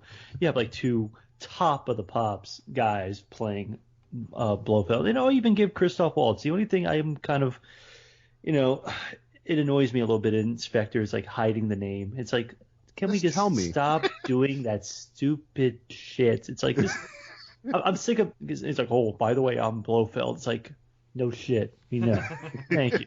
But it's like just the iconic look of Donald Pleasance in it, and with the scar and the cat, and just like bald head and everything like that. And it doesn't get much better. I mean, you said Salamanca. I mean, I'm partial to Baron Samedi, but that's because I'm an idiot. So you like voodoo? It's okay. I like voodoo. It's all good. I'm a voodoo practitioner. He was cool in the video game. Anyways, we're in top 40 territory now. Our next one on our list is going to be all the way up to 48% of the list that this character appeared on. We haven't really had a lot as far as robots or AI technological characters, I guess you could call it, but we're going there now in a franchise we haven't gone to yet. 1991 is the film origin of this character, and maybe the biggest headache for me as someone who was compiling the list was revolving around this character. We're going to go to the T-1000 from the Terminator franchise, as played by Robert Patrick. That was hard to sort out with everybody's votes, but T-1000 here on 48% of the list. A lot of people split as far as that franchise. Who do you vote for? Do you vote for multiple villains? Just one? Who's the villain of choice? DJ, we'll start with you on this one. Is T-1000 the right representative from the Terminator franchise? And any surprise here, top 50 territory? I think in terms of him being the unkillable nature of him, the calculating thinking of him, and the fact that the T-800 kind of is split between he's great as a bad guy and he's great as a good guy, where the T-1000 is just bad. And again, another villain who doesn't really have a lot of depth, but you're fucking terrified of him. I think he might be I think he's right, because when I think of Terminator, and this is kind of split, because a lot of people say, oh, Terminator 1's better than Terminator 2. I'm more of a Terminator 2 fan than Terminator 1, though they're kind of two different genres. But when I think of Terminator, I think of the T-1000. I think of him wagging that finger at Sarah Connor. I think of all that stuff, murdering John Connor's foster parents, just horrible, throwing the kid from Salute Your Shorts to the ground. It's just great. It's great things. But yeah, I think he's the one I would pick if I had to pick one villain from the Terminator franchise. I'd probably pick him. Interesting too. We had 6 people had him in the top 25, but we also had 4 people that had him in the 90s. So it was either top 25 or it was barely in the countdown. Steve, what do you think of T-1000 showing up here? Oh, I'm definitely in favor of it. That character is just freaking downright evil, and just the fact that he can squirm in between things and turn his body into solid metal and decapitate and tear cars open, and the fact that he's just really freaking hard to kill in the films just make him a very memorable villain, and to see the villain of the first film go against the villain of the second film is just epic. Absolutely. Matt, any bonus points that this character might have got for, nude scenes? Oh, I love me some Robert Patrick ass, man. Nothing better than that. What do you think, Robert Patrick ass or Arnie ass? I don't know which one's better. You know what I mean? They're both up there for me. So One's Mr. I'll go with Robert Olympian. Patrick. Come on, man. I know that's true. CG ass, as we got later on. Or CG ass, depending on which one you're going for, I guess. But yeah, bonus points for almost body slamming Bobby Budnick. So that gets you the evil points there too. But yeah, at the end of the day, though, you have to kind of have this question in your mind, like, are they more evil, or is the people that are programmed them to do the acts? Because at the end of the day, they're not autonomous beings. They're AI. They're people that are programmed to do certain things. So just more of a, I guess, metaphysical question than anything else. But yeah, you can't kill him easily. He keeps coming back, finger wag. And just when he's like blowing up and there's holes in him and his face gets exploded, that's like nightmare fuel. It's like I've never seen anything like that when I was a kid. Like, oh my God, his head's split in half and it looks like this giant mutant. And it looked it's freaky looking. Like it looks super freaky, and him, sliming in with his liquid metal form and turning into other people, and just everything about that character is just unnerving. And Robert Patrick does a great job as just a scary killing machine. Yeah, I agree with that for sure. Yeah. Dan, is T-1000 the right one, or is there room still on this countdown for 2 Terminator villains? There's always some room for more Terminators. Come on now. You know that. Or we can always do this once and then go back in time and then do it with a different Terminator. Good for you. I like it. Any other thoughts, Dan? No, I guess I would say we mentioned this. He's not the most complicated character, but I think sometimes simplicity can make a character that more evil or that more threatening, because he's just got one mission, and that's it. That's what's driving him. It's just complete drive in order to complete and kill this character. So there's no bargaining. There's no trying to talk your way out of it. You just have this force that's going to try to kill you. You're going to try to find a way to survive, and you don't know what he's going to look like, what it's going to look like, and or how to kill it. So that concept, I think, is very frightening in the sense of creating stakes or creating a character or an effective villain. So I think I like T-100 a little bit, or the first Terminator a little bit more, but I think it's just because I think as a villain I feel like he works better in the first movie, but I think I myself enjoy Terminator 2 more as a movie. But yeah, I'm interested in seeing if the other one shows up, and also at the end of the day, does Skynet actually end up being the true villain? Should it be Skynet that's here instead of Terminator? I guess you could make that argument as well. Maybe they'll appear. We'll have to wait and see. We're going to take a quick break, though. We have 13 picks left to reveal, so definitely pay attention to the ads and check out these shows and these blogs, etc. But we'll be right back with the last 13 picks for today after the break. Hello, everyone. This is JD from the In Session Film Podcast. Each week, we review the latest from Hollywood, California. Well, yes, Brendan. We also give top 3 lists. Okay, yeah. Thanks again, Brendan. Additionally, you can hear us talk other movie news, trailers, varying movie series, or other interesting film-related topics, and even rants and raves of the week. On top of our main show, every Friday, you can also hear our extra film podcasts. You can listen to the In Session Film Podcast on iTunes, Stitcher, SoundCloud, or at InSessionFilm.com. Listen to the In Session Film Podcast every Monday and Friday. Subscribe today and hear me verbally beat JD like a Cherokee drum. No. That's not how this works, sir. On the Simplistic Reviews podcast, we talk movies. We talk TV. We talk. Hello, Julie, what the heck are you doing? Trying to make our spots sound more exciting by adding explosions. Yeah, I'm pretty sure you could have got the point across with sound effects, not the real thing. Download this show on iTunes or at simplisticreviews.blogspot.com. I'm sure your insurance company will cover that. No, they won't. No, they probably won't. All right, thanks for sticking with us, and we have 13 characters left, so let's start with one that's actually already been mentioned today. So our next character, going back to the world of the comic book, guys. So maybe we're making up for some lost time. Dan, you were wondering, Thanos, Darkseid, not too far away in the countdown here. Darkseid only 3 spots higher than Thanos here. 44% of the list. I believe the creator here is Jack Kirby. If I don't know a lot of comic book stuff, so correct me if I'm wrong. But Dan, why don't you start here? You thought maybe Darkseid might appear a little bit higher. You're not surprised here? Impressive. No one has ever avoided my Omega Beam. I wonder if the other one is as agile. You still try to fight. Can't you see that it's hopeless?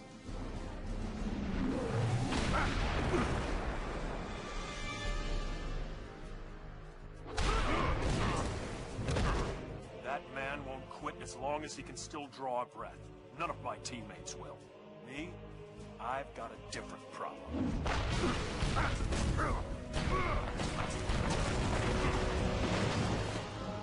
feel like I live in a world made of cardboard, always taking constant care not to break something, to break someone. Never allowing myself to lose control, even for a moment, or someone could die.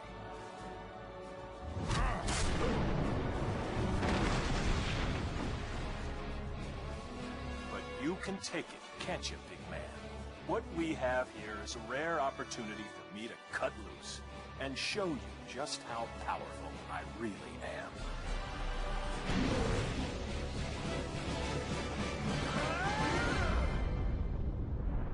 I mean, it makes sense because you don't get Thanos without Darkseid.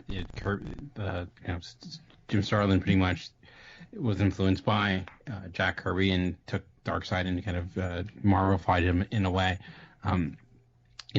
Darkseid is that ever-present evil force from another planet, and it has a lot of similarities with that of Thanos. I always found Thanos a more compelling character per se, personality-wise and things like that, just because he has a lot of those facets. But Kirby basically made him into, a stand-in for basically Satan or something of that nature, if you want to put it down that realm.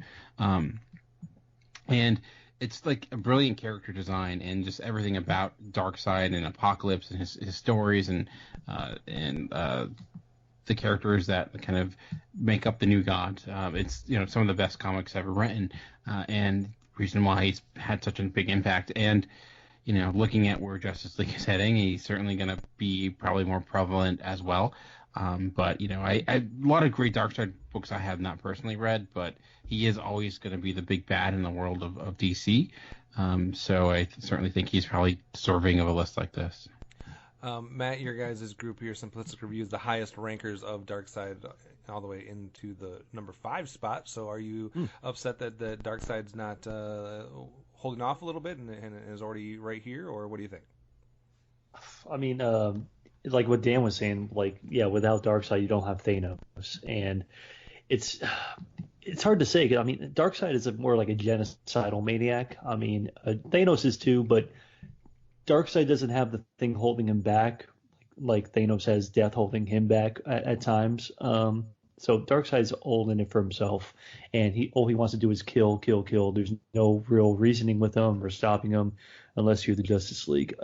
So that's why I find him more of a kind of bigger threat just in comic book history, because he has no moral. He has no kind of compass to stop him from just murdering millions upon billions of people, or billions upon millions. DJ, you probably have more to say about this than I do at this point. It's funny because I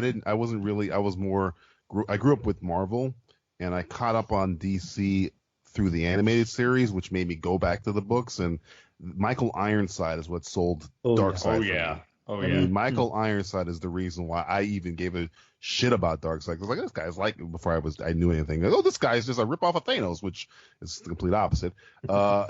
And the fact that he's going over his Moby Dick essentially is the anti-life equation, and the anti-life equation is something that's fascinated me. It's an actual equation that he wants to find. But I found like the actual number. It's not numbers, it's words. That he wants to use to essentially enslave the entire universe. That's pretty freaking evil when it comes to evil. And everything from his Omega beams that always find their mark, except for Batman, because he's Batman. It's just he's just cool, man. And the fact that the only thing that always rubbed me the wrong way about Darkseid is he's awesome. He's cool. He's essentially Thanos and Doctor Doom put together because he runs Apocalypse, but his like subjects are kind of dumb. They're all dumb. They're dumb. I mean, what's the Granny name? Goodness. Granny Goodness, and the What other kind of one. name is that? That's just a silly name. It's How just- do you take that seriously? Because if I'm Darkseid, I'm sitting in my throne room. I got fire in my eyes, essentially, and I'm putting together an equation that has like 3 parts of loneliness, 2 parts alienation, all types of crazy stuff. And then I look to my left, and there's this woman, I think, called Granny Goodness. It's just like it throws it off a little bit. With But Ed yeah, Asner's voice. Yeah, it's just like what is going on here? But no, he in a vacuum, he is awesome, and when in terms of the way he looks, he is essentially what Intimidation looks like. There's no way you're walking up on Darkseid and you're talking shit. He just looks. I mean, I don't know how Superman does it, but I mean, he's the first person I've ever seen step on Superman's face.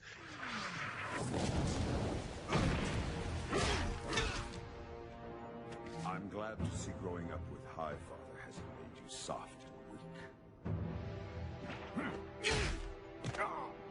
You make an old man proud, but I won't let you or anyone else stand in my way.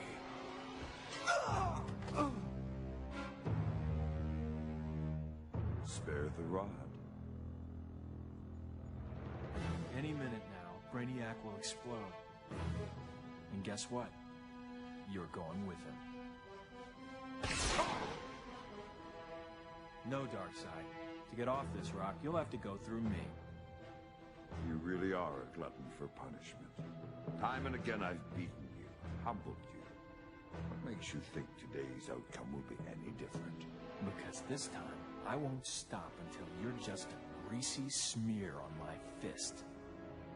Let's go. And say, this is where you belong, Kal-El, under my boot. I mean, this horrible things this guy's done. I mean, he's a great character. Steve, any surprise that we see Darkseid here in the top 40? Oh no, I had him pretty much ranked right around this anyway, but no, I loved Darkseid in the DCAU Justice League cartoons back in the early 2000s, and the character was just freaking dark. And then the fact that not only in the animated series did he fail to hit Batman with his Omega beams in the finale of Justice League, but yep. He also managed to hit Batman and send him back in time in the comics. Didn't kill him. It sent him back in time through this time travel thing where we're supposed to end the universe when he hit modern day, and of course they fixed that because Batman. Survived the power of Batman. and then again another situation where where Batman got this like Justice League spacesuit type thing to go to Apocalypse to beat the crap out of Darkseid, which had all the various powers of the entire league built in it. And so yeah, I mean, unless it's Batman, or on occasion Superman, Darkseid's unbeatable. Yeah. All right. So everybody in favor of Darkseid showing up here. Let's go to our next pick here. Down to 36% of the list, appearing in a novel first, maybe more popularly from a film.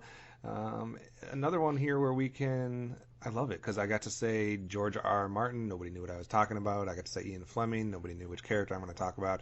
Let's say Stephen King and figure out what character I'm going to talk about here. 1977, we're talking about Jack Torrance. So all the way up at number 2 on one person's list. I should just let him introduce himself. Mouse, come out, wherever you are. Little pigs, let me come in.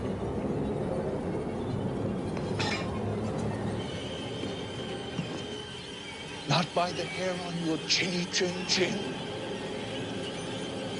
Then I'll huff, and I'll puff, and I'll blow your house in.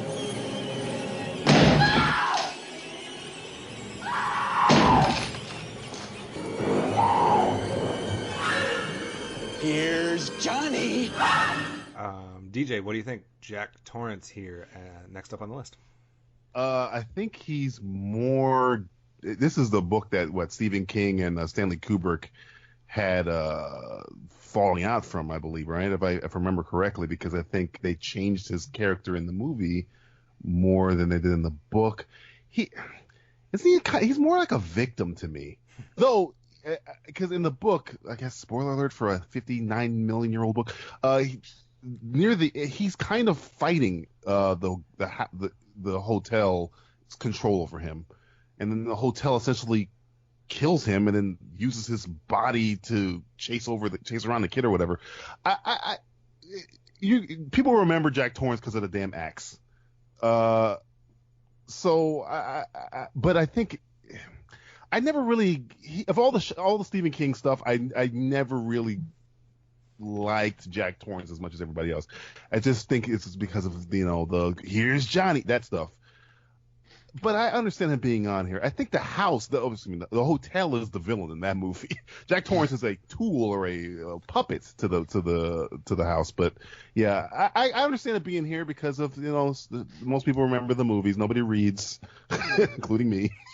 You bring up a good point. We'll have to see if any inanimate objects make the list here for the rest of the way, or places, or structures, homes, houses, churches, things like that. Maybe something will steal a spotlight here. Matt, what do you think of Jack Torrance showing up right here? Well, it's cool seeing a Stephen King villain. If we're putting Jack Torrance on the list, that gives me maybe some hope for some stuff maybe later on down the line, because I think there's far more villainous characters in Stephen King's rogue gallery, so to speak, one in particular. But at the end of the day, I think, especially in the film, I think it's more Grady and Lloyd in the house that are definitely more of the villains, especially Mr. Grady, who uses his power of influence and almost like possesses Jack at a certain point. But yeah, I guess in the book you're supposed to feel some type of sympathy for Jack, but in the film, one Jack Nicholson on coke, you should never feel bad for. That's just something you can't feel bad for. That's a villain right there.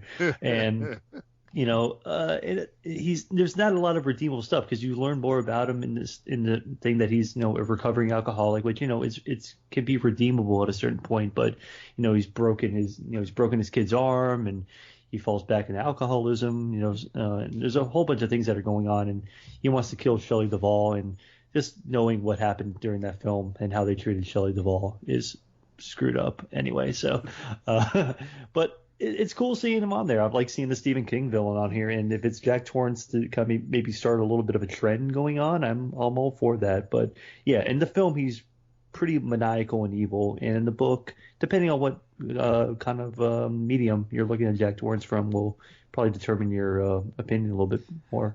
Dan, 6 people had Jack Torrance in the top 30, but you and I were not one of them. We did rank him though, however. So do you feel like this is too high for him, or is this a good spot?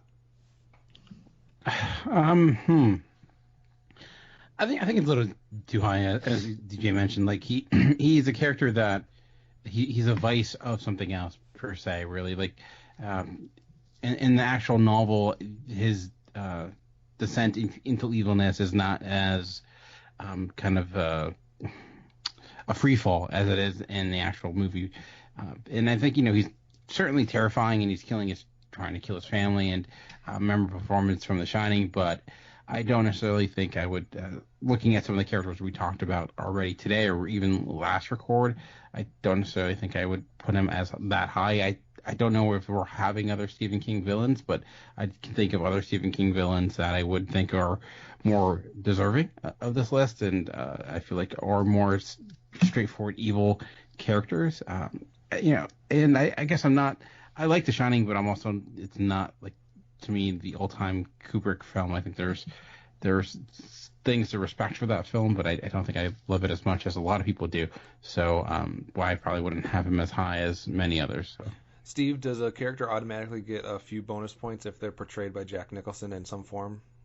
Oh yeah, because I've seen both versions of The Shining, the Stephen King miniseries and the Kubrick version, and I would say that the Kubrick version is more terrifying, just because it's Jack Nicholson, and he looks creepy when he's like a character that's losing his mind. Right. And by comparison to the Stephen King version, the Stephen King version was odd and very disturbing, but it wasn't downright freaky like the Nicholson version. Right. So I would definitely say that if you're judging it based on that, of course, they renamed the characters in the Stephen King version, so there really isn't. They slightly changed the name, so he's like John instead of Jack in the Stephen King version. So yeah, I would say that just having Nicholson doing it is helpful. Yeah. Beating Jack Torrance by only 1 point for our next spot. We've already had one film villain from 1995, so let's have a second film villain from 1995. It doesn't get any more odd than this, folks. How about Kaiser Sose? Oh, man. Oh, boy. So, with a thump, right?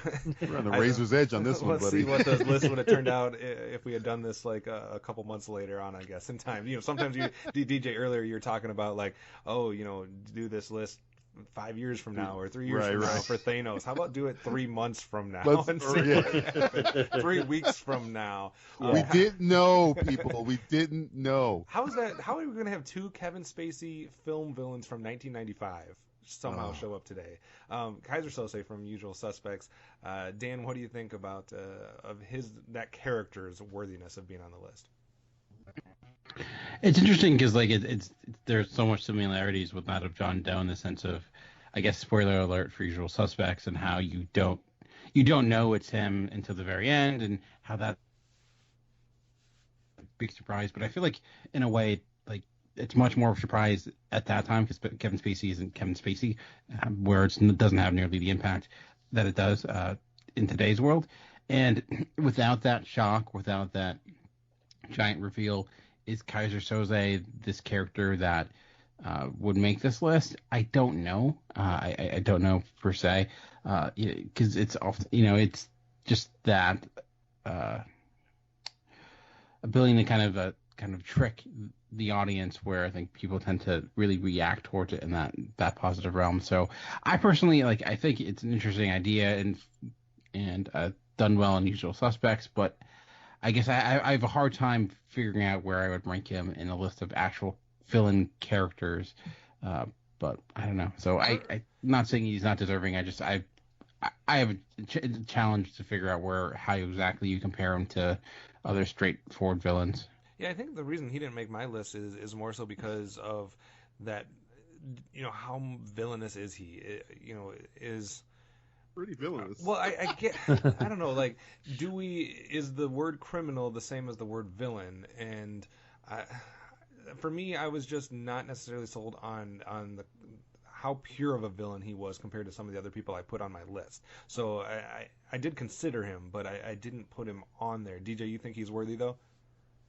If you consider the spook stories are true, the origin of Kaiser Soze is one of the darkest, most evil things that I've ever seen in film. His family is, let's just say, attacked. I don't want to get into any vulgar terms here.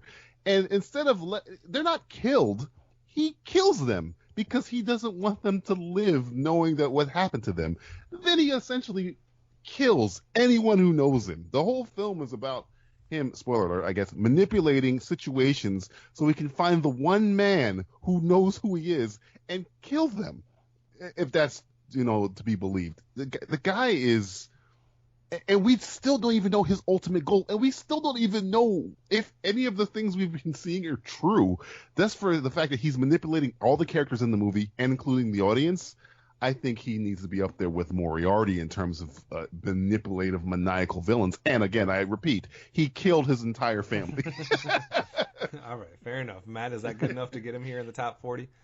It depends how much onus we're we're putting on a family murder and things like that. But it's kind of interesting because the whole movie is a rogue collective of bad guys anyway. So he just happens to be the baddest guy in a film full of bad guys, to be honest.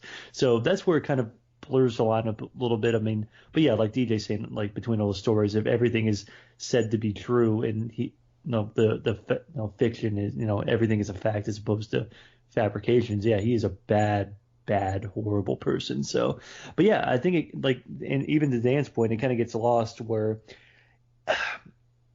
do you rank this guy? I mean, it depends on how kind of like serious you're taking like all these other side stories that people talk about Kaiser Soze, whether they're true or not. But yeah, he's a master manipulator, and if anything, that deserves him to be at least in the top 100. And I think it's anything, it's entered our like pop culture lexicon, because people like to refer to people as Kaiser Soze all day if it's something that's mysterious and people don't understand. It's like, oh man, you're Kaiser Soze. It's like, do you really know who Kaiser Soze is? Did you kill your family? Did you kill your family? No, I don't think so. Get out of here. Didn't even. Did you kill a whole bunch of Armenians? No. Get out of Did here. he do that? Probably not. I haven't even met an Armenian. The range is crazy for Kaiser Soze, from 86 all the way up to number 1 on one person's list. So Kaiser Soze all over the map, so to speak. Let's go to our next pick, our 35th in the countdown, 35th spot, somewhere we haven't gone today yet. On 40% of the list, let's go to a character that is most known for being an animated character in a Disney film. Let's go with a female, Maleficent. Maleficent at number 35. Interesting here, All Day Without One, and obviously we can reference some of the Disney characters we've seen already, and maybe this is the cream of the crop. This is the last one we'll see. Maybe there's still more that you guys will think will slide in here. Dan, you had Maleficent just slightly on the other side of the 50 mark, so what do you think? I think this is a little too high for me. I always felt like Cruella de Vil in the realm of evilness is a little bit more than Maleficent, but I guess she's this evil witch, and she does some awful things. I do wonder if, like, it's a case where the fact that she has a movie in which she is, the hero per se, does that kind of take away some of her evilness, where you kind of see that maybe she isn't as evil as portrayed in this one version of the story. But in the realm of, like, the character design of animated characters, she's got to be the best. Like that, her design as the character is fantastic, and even like the growing green kind of orb that she has still is just such a great look. So certainly get some points for that. But I guess I feel like I would rank a number of other animated villains a little bit higher. I'm trying to think if she ranked higher than Cruella de Vil in the last list or not. I can't remember, but yeah, I think she's certainly one of the best Disney villains, but I don't know if I would put her this high on the list. Steve, is it cheating because she has a trump card called a dragon? It could possibly be that. It could also be because she's got magical powers too. But I don't know. I think that there are stronger Disney villains over Maleficent. I think that's just kind of the go-to one that everybody kind of throws out there. Yeah, it could be. We'll have to wait and see if people agree or not. DJ and Matt, 3 people have Maleficent in their top 10. So top 10, top 35, too high on the countdown. Where do you guys fall on that debate? I think I speak for Matt when I say she cursed a baby to death in her first. I forgot about that. Yeah, her first effing scene. The whole point of the movie. Hey, your kid's gonna fucking die if she touches a sewing needle. Just talk about random. Very specific. And by the way, I look like the devil. Oh, on another note, that horrible, atrocious, I don't care what anybody says, movie that came out that tried to retcon the entire thing. Maleficent is a villain.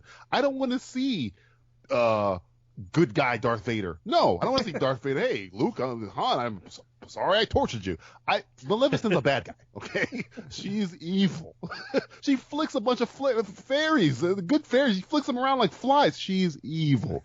And as much as Angelina Jolie looks amazing as that character, that movie essentially was, I think, made to destroy that character because she turns into an effing dragon. That's why there's no profit left in that. Matt, our 5th female on the countdown. Is it just good to get another one in there? I mean, I like seeing more female villains. More representation is always awesome, but it's like, I don't know. It's like I would take the queen from Snow White. She wanted the huntsman to bring Snow White's heart back. That's true. That's fucked up. I'll want her heart. What was she gonna do with the heart? I don't know. I probably do kinky things with it during bedtime. I don't know what she's going to do with Snow White's heart. And Cruella de Vil, I'll always go back to Cruella de Vil. You're skinning puppies. I'm sorry. I mean, that's the trump card right there. Maleficent may have cursed somebody. And dragons. Okay. You care more about a puppy than a baby. Well, yeah. Where are your priorities? Son of a bitch. You son of a. Where are my priorities? Like, hey, babies had their shot. Puppies have no say in the matter. Yeah, it's like I'm pro dog. Pro human is overrated at this point. So, but I don't know. I mean, it's good to see another female villain on the list. It wouldn't be my pick. And of course with the whole retconning of making it's the whole Wicked syndrome. It's like, oh, let's make the bad guy more likable as a person. It's like, no, I'm not playing that. I'm not playing that crap. And Paul Dini, you should be ashamed of yourself because you wrote that screenplay for Maleficent. He did. I love Paul Dini. Wow. It's all Batman the animated series, man. It's all starting to make sense for me now, though. Murder is not as bad because it's dealing with humans. So I got it now. All right. You have to feel sorry for the poor. Yeah, if it was something else, it'd be worse. All right. Let's move on to our next pick here, our number 34 pick. Back to the world of TV/novel. Let's say this name again. George R.R. Martin. Let's go with Cersei from Game of Thrones. So Cersei, Lannister, Baratheon, whatever you want to call it, because I got both names submitted to me on the list. 1, 2, 3 more people in the top 10 as high up as number 3 for my better half. Is this recency bias, or do we deserve to have 2 Game of Thrones characters here in the top 50, Dan? Man, that's a good question. I'm certainly recency bias certainly impacts it because I don't necessarily know if I don't know. Game of Thrones may go down as noted as one of the greatest television shows of all time. So perhaps even decades from now, these characters would be listed. And maybe by the decade from now, the other book gets written. Maybe per se, a good chance. Who knows? But I do think both of these characters are well deserving, though. I mean, Cersei certainly.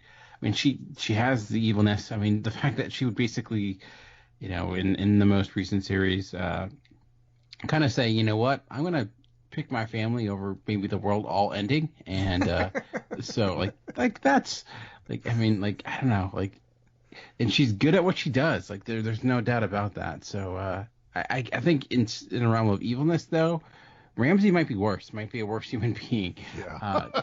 I think she's probably as capable of doing all the things that he did, but I feel like she's a little bit more elegant about it in a way where Ramsay kind of enjoys it more than he should, where she kind of at least will distance herself or at least not revel in it, where she'll put on a face per se. But she's a really great character, so I definitely think she deserves the list. So. DJ Ramsay Bolton's down by the 46 mark, I think is where it was. Cersei at 34, so fairly close. But what do you think as far as what we're doing here?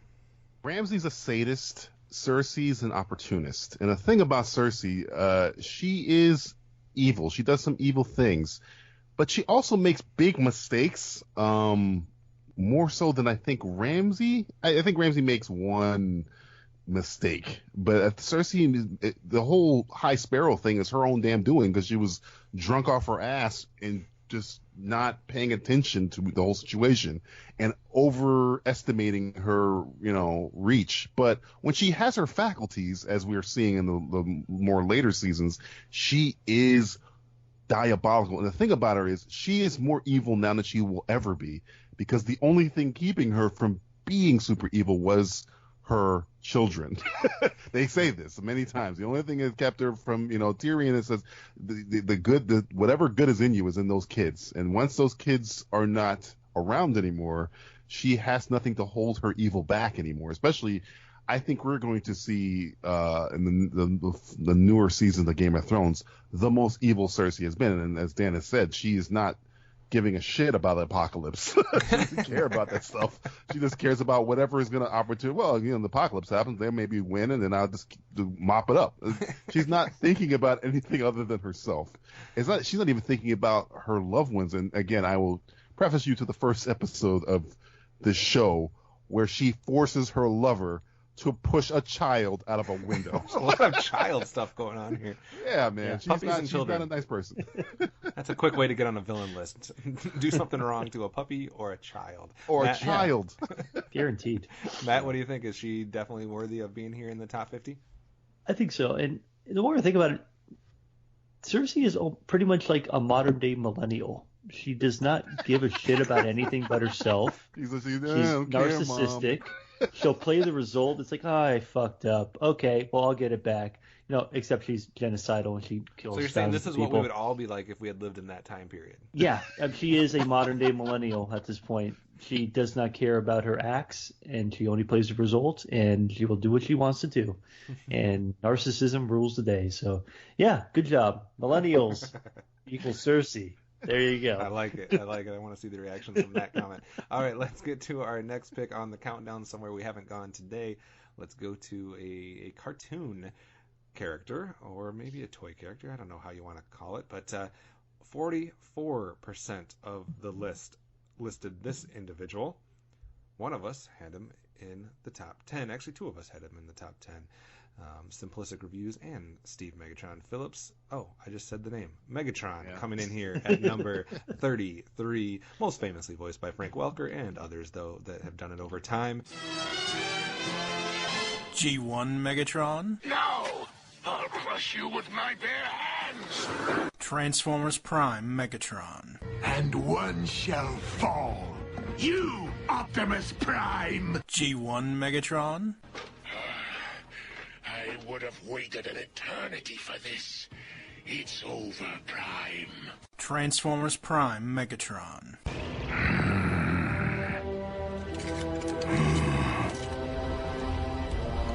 This is merely the beginning.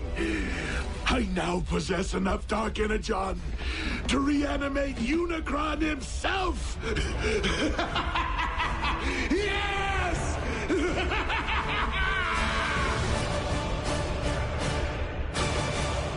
I love you. Shut up, bitch. I'm not done. Steve, you get to go first because it's part of your name. Megatron coming in here at number 33. Yes. Well, yeah, as far as Megatron is concerned, I'm just glad that he showed up in the top 50. I would have preferred in the top 25, but again, I'm just glad he showed up. Not that much farther off than when Beast Wars showed up in the top 100 animated series either. So it's pretty close to that number.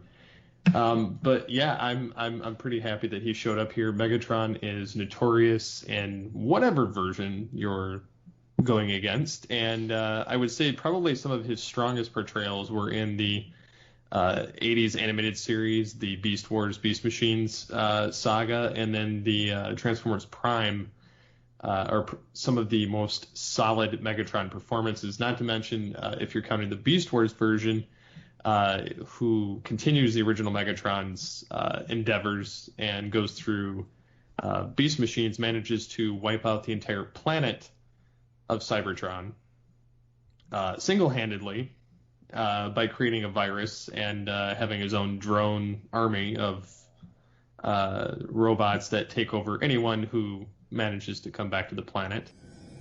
What is this place? You might call it my throne room, Optimus Primal.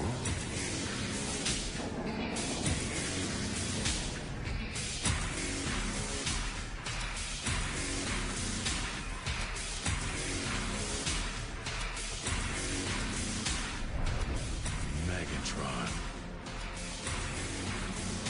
What have you done with the Council of Elders?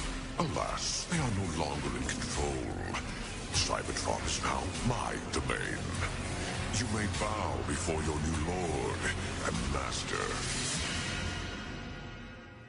The only one that he can't stop is the planet itself.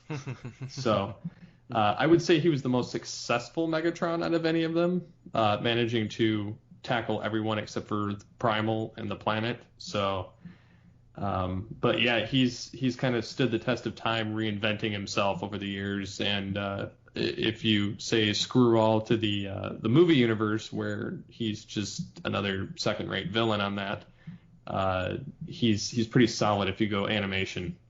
Yeah. Half the people that listed him did not have him in the top 50. Half of the people that listed him had him in the top 20. So definitely a divide there. DJ, you ranked him pretty high yourself. Why do you think Megatron is so deserving? Because I love Optimus Prime, and Optimus Prime does not work without Megatron. Nope. And the thing about Megatron is, other than the fact that he's got an enemy of Starscream to his left, and he's always trying to take over. He's trying to destroy Optimus Prime, but they were brothers once. It's just something about that character is this always fascinated me. And the guy has a bazooka for an arm. And I mean, I more lean toward I'm a huge fan of the animated movie, where essentially in the first 10 minutes, he murders like 17 Autobots that I grew up with, that I owned. So yeah, he's bloodthirsty. He's calculating. He kind of has a sense of humor. It's something about Megatron. He's always, I mean, when we're comparing him to, let's say, Cobra Commander, who I also love, it's just that Cobra Commander is not as tactically capable as Megatron. He's not as vicious as Megatron. Megatron will rip. His battle cries, I'll crush you with my bare hands. I'll rip out your optics. It's just a horrible, awesome villain. Matt, obviously Optimus Prime being one of the first notable cartoon characters to actually be, a kid's cartoon character that is killed. But I guess we don't usually think about the fact that Megatron's the one that does that. So Megatron's the one that broke all of those children's hearts and stuff like that. So does that give him bonus points as far as being on a villain list? Yeah, absolutely. I mean, in full disclosure, I've never been the biggest Transformer fan. You son of a bitch! I'll put it out there. I'm sorry. I've all never these been. years. I'm sorry. It's just Trade him in for a new host. I mean, you should be. I mean, hey, help wanted, not this guy. But there's something that has to be said that you put a movie out, and the movie is so ballsy that it's like, hey, guess what? We're going to kill the hero in the first 15 minutes. This guy's going to kill him, the villain, and then the villain dies, and then you have a whiny, snivelly little villain trying to take his place, and it's like, oh, guess what? I'm coming back better than ever, the motherfucker. Like, I'm not even. Megatron turns into what? Galvatron. And it's like, he's even more of a badass at that point. So, I mean, until the animated series comes back, and then he's like, "It is my destiny." Yeah, it's like, oh, then he just became if he was a robot with like a mustache, he'd be twirling it at that point. But yeah, I mean, it's ballsy to have a film come out and you just have the villain kill the hero. That's crazy and destroy young kids' hearts, which is, I love that. It's so it destroyed my heart, Matthew Stewart. Why are you laughing at my pain? I love it. Buy a new I'm going to toy. drink your tears, Buy Scott. a new toy. So Dan, you see, it's so good. Dan, we had Skeletor. We had Starscream early on. We had the back-to-back picks with Skeletor and Cobra Commander. Now we get Megatron. Is that the end of the cartoon characters? Wow. I mean, you think Saturday morning cartoon? Yeah, just like weekday afternoon or Saturday afternoon. Yeah. Man, I would think so. I don't know if there's someone like Mumra. I don't think would be making it. I can't. Yeah. I like the reference. Yeah. Mumra, Shredder, any of those, but love Mumra. Yeah, wait and see, I guess. I am perplexed by this pick, and I was surprised at the number of ballots that had this guy's name on it because I didn't think people would consider him a serious option for this. But apparently, I am in the minority, so I'm going to let you guys tell me why. Next up, our 32nd pick from a film from 1985, or a series of films, making the top 50 fictional villains of all time. Biff Tannen. Oh, come on. You're surprised. Biff Tannen. I just didn't expect it, and maybe I was just not on my radar, but Biff Tannen kept coming in ballot after ballot. 44% of people think Biff Tannen is top 100 worthy. DJ, go. Look. Hello? Anybody home? Hey, think McFly, think. Since you're new here, I'm gonna cut you a break today. So why don't you make like a tree and get out of here? I'm gonna get that son of a bitch. Well, looky what we have here. What are you looking at, butthead? Something very familiar about all Biff Tannen is essentially, if you looked up bully in the dictionary, Biff Tannen mug smiling face is there. He bullies Marty McFly through time, through centuries. He's always bullying him. In the third one, he's murdering people. He almost rapes his mother in the first fucking movie. The Biff Tannen is a piece of shit. He tries to kill Marty in the second movie. He damn sure kills Marty. I think he kills one of the McFlys in the third movie, or he tries to kill a bunch of them. I think he killed the sheriff or something.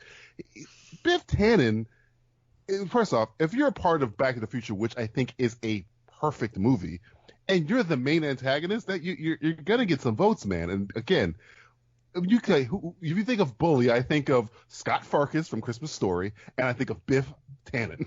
Those two people. Yup. Yeah, a lot of people would agree with you. 8 people in the top 50, and then 2 more in the 50 range. So almost, 10 people in the top 60, basically.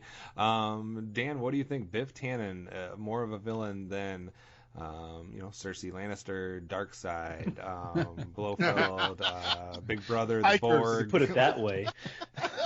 I mean, well, put it this way. He basically became Trump in the second film. It's true. So, it is 100% true. It's still like, getting in the done sense of, right. in Hitman. Yeah, he basically predicting the future properly. I mean, obviously, if you look at the amount of evilness that he accomplishes, it's not necessarily to the level of Cersei. I mean, I'm assuming if Cersei had the ability to travel through time, she would do more than bet on sports games. I'm guessing the world maybe, I don't know, would probably function better under her than it did under Biff Tannen. So. Would Biff Tannen wear somebody's skin as a face? I'm just asking that question. George McFly, he'd wear George McFly's skin as a face. To sleep with Lorraine, of course. The manure wouldn't Get be the so Lorraine, bad. oh hell yeah. But I mean, in the sense of a villain working in a movie and you rooting for him to fail and enjoying that failure, he's Back to the Future does not work the way it does without Biff Tannen. So yeah. I think he's good comedic relief, but at the same time he can be funny, but still somewhat of a threat in a way too. And I think that's a hard thing that I really do. I think you really haven't had a character like him that's been effective since. A lot of people have tried to replicate that, but none have come close. That movie has Libyan terrorists in that movie, and they're not as scary as Biff Tannen.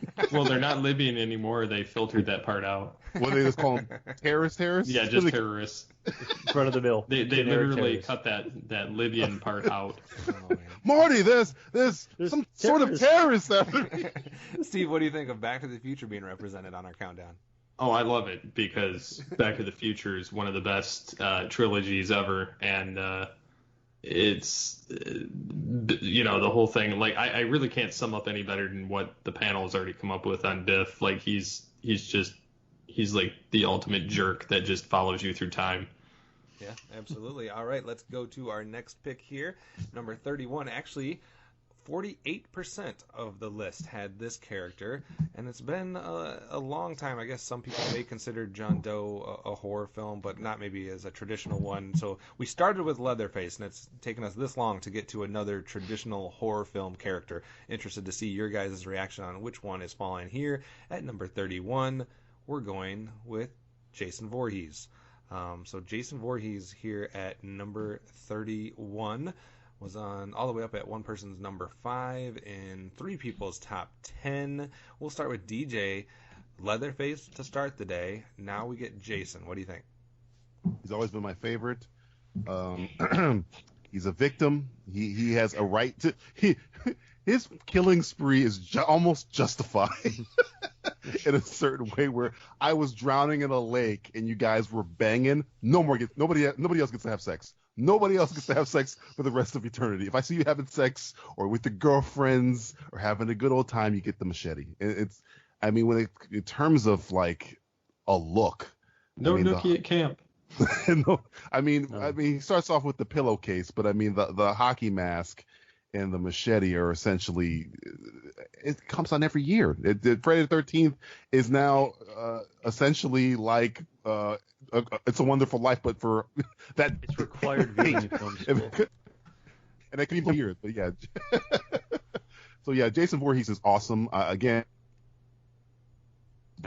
and he's kinder. So I kind of, my heart goes out to. He's less villainous, I think, in terms of a person as Chucky, because Chucky was a scumbag who remained a scumbag the entire time. But it's just the fact that there's been 900 of those movies, and I never get tired of seeing Jason cut somebody in half with a machete over all these years. It's great. Matt, a couple times during the episodes, people have referenced the Mount Rushmore of horror film villains. Is Leatherface on that Mount Rushmore? Is Jason on that Mount Rushmore? Because I'm not sure which heads those would be. So is this one of them? Yeah, this is definitely this is the one that started the genre. I mean, you could argue that Halloween was the proto slasher film. There's even ones before that, but this is the one that kind of perfected the equation, if you will, with don't do drugs, don't have sex, don't do a bunch of shit that you're going to regret, because this avenging angel of death is basically going to murder you and all your friends in increasingly comical ways as the series went on. But it is funny because, I mean, in terms of if I was going to have horror movie characters, of course I'm putting Jason in my top 3. But in terms of a villain, I mean, at the same time, yeah, are we discounting murder? This guy murders everybody. I mean, his body count is insurmountable in the annals of horror film at this point. But I just have a hard time calling him a villain. I feel bad for him because he was a kid that got fucked over by a bunch of horny teenagers. And hey, we've all been horny teenagers. I get it. But we didn't leave a kid out there drowning in the lake and then have their mother. You don't know me. You don't know what I've done. You're right. I don't know where you went to camp. You're right. I don't. You were probably that guy, and you're the black guy, and the black guy should be dead first. That's why he goes after the black guys first. See, it all makes sense. It all makes sense then. So, Dan Mount or Steve, Rushmore, yes. Dan or Steve, any comments on Jason and his placement here? One of my favorite things Jason's ever done was actually in Jason X. Jason in Space. I don't know, which is an awful movie. X, yeah. But there's a sequence in which they try to distract him by putting naked co-eds in a hologram, and he responds by putting in a sleeping bag and bashing him against the wall. It's the most wrong, hilarious thing ever. It just in a movie that's really unnecessarily to watch. That sequence is pretty fun. Regarding the who would be in the Mount Rushmore of horror, there's someone I would I think Mike Myers is someone I think I probably would put ahead of him, because I think he very much is a model of that character. But you could argue that Jason's maybe become more popular in a way just because of the hockey mask and the look of the character. But I don't know. I always preferred the Halloween films over the Jason movies, but is a good point in the sense of Jason. There is some sympathy there where there isn't that really for a Michael Myers who's just plainly evil. So right. Steve, any comments on Jason? Just what Dan said. I like it. Jason was on Arsenio Hall. That's pretty bad. That is true. He was on the Arsenio Hall show. Our next character, 52% of the list, 52%. And interested to see if this is a character that you guys were referencing earlier or not. Let's go back to the world of Stephen King. So Stephen King making one more appearance at least, and this time in the way of Pennywise. Interesting, coming right back to back with Jason. Is this because of the film that came out this year? Is that influencing that? Dan, what do you think? Pennywise ahead of Jason, is that correct? And what do you think? I'm Pennywise the dancing clown. I think the film this year certainly helped a lot. I do know, though, that a lot of people are very much have a special fear in their heart for Pennywise due to that TV series from the 1990s and in the book itself. So if we didn't have it come out this year, would Pennywise be this high? Probably not, but I still think Pennywise would make the top 100. Being a clown, an evil clown that kills children, that's pretty good resume to have to make this list. Though some people, if we've seen this murder in kids, maybe not as big of a deal as other things. So, the kid theme continues. There is one other Stephen King villain that I tend to enjoy a little more. I'm a bigger fan of, but I think that may be in fact because I like the book he's in further. But Yeah, Pennywise, again, evil clown. You can't really deny that. And not to mention, if anyone that went out for Halloween, I'm sure you saw like 1 trillion different Pennywise costumes. Yeah, probably that, especially this year. Steve, what do you think? Is Pennywise a better horror villain than the likes of Jason and Leatherface? I mean, I would say so in the sense that he's just the creep factor is just notched up to like 100% there compared to two dudes with a mask and a machete. So that and just the mystical abilities that he entails and the trauma that he causes children and adults likewise. I would say that also his character may have gotten that added propulsion from the latest film to come out. Right. Yeah, definitely. So definitely could see that being a thing. DJ, is there a clown on your Mount Rushmore? It's funny because I'm more Tim Curry than the more recent Bill Skarsgård. Though I think Bill Skarsgård surprised me with how great he is. Mount Rushmore, I just think because Pennywise has just the one, and the guy with the hat and Jason and Myers have been doing it for my entire life, over and over again. I think he might be like the little Mount Rushmore gift shop. He might be there, but I just think he's the tour guide that takes you up to the Mount Rushmore. Right. He's like, hey, welcome to Mount Rushmore of horror. No, my name is Pennywise. Now we know each other. But I think those guys on that Mount Rushmore actually traumatized a large part of my childhood. And Pennywise didn't. I was just more captivated by how awesome of a character he was, where those guys on the Mount Rushmore are the ones that gave me nightmares. Pennywise never really gave me nightmares. I just thought he was a great, great villain. All right, fair enough. Pennywise making it here at our number 30 pick. So everybody else's top 30 material, including our next pick, which was again on one person's number 1. Amanda's not going to be happy that he's already falling. Number 1 for her, number 30 overall, 29 overall, I guess now, 29 is a character from a film that was from 1987 on 52% of the list, The Predator. The Predator as a top 30 villain here. DJ, what do you think of The Predator showing up here at number 29? Okay, I love The Predator. The Predator is one of the greatest action films of all time that essentially becomes Dusk Till Dawn and twists into some horror film near the end of it, sci-fi horror. I love The Predator, but for him to be, I think as a creature, sure, on this list, I think it's a little high for him. He is one of those creatures that did give me nightmares, but I just don't think, I don't know, something about him, because of, again, when it comes to characters with lack of depth and you don't really know anything really about the Predator. If I had to compare him to the T-1000, where I say he didn't have depth either, the Predator is, I don't know, he never really, compared to some of these other guys, his intentions aren't as super evil as you think. I mean, essentially, he's a hunter. He's not like sadistically murdering people. He just kills them. He doesn't tortures anybody like some of these other characters that we're going to see on this list, like a Jason Voorhees or a Jigsaw or something like that. I don't know if he should be this high. I understand him being on the list. I just don't think he should be this high. Steve, if we were framing the criteria, if you went to put someone on the list and every time you asked yourself what would be the character you least want to be trapped on an island with, would that make Predator rise the ranks a little bit? Well, yeah, because I mean, I wouldn't want something that could, easily find me, as opposed to, a Jason or a Michael Myers who just kind of exist and just wander really slowly and that I could get away from. Whereas the Predator has all of his gear and his ability to hunt you down unless you hide in mud.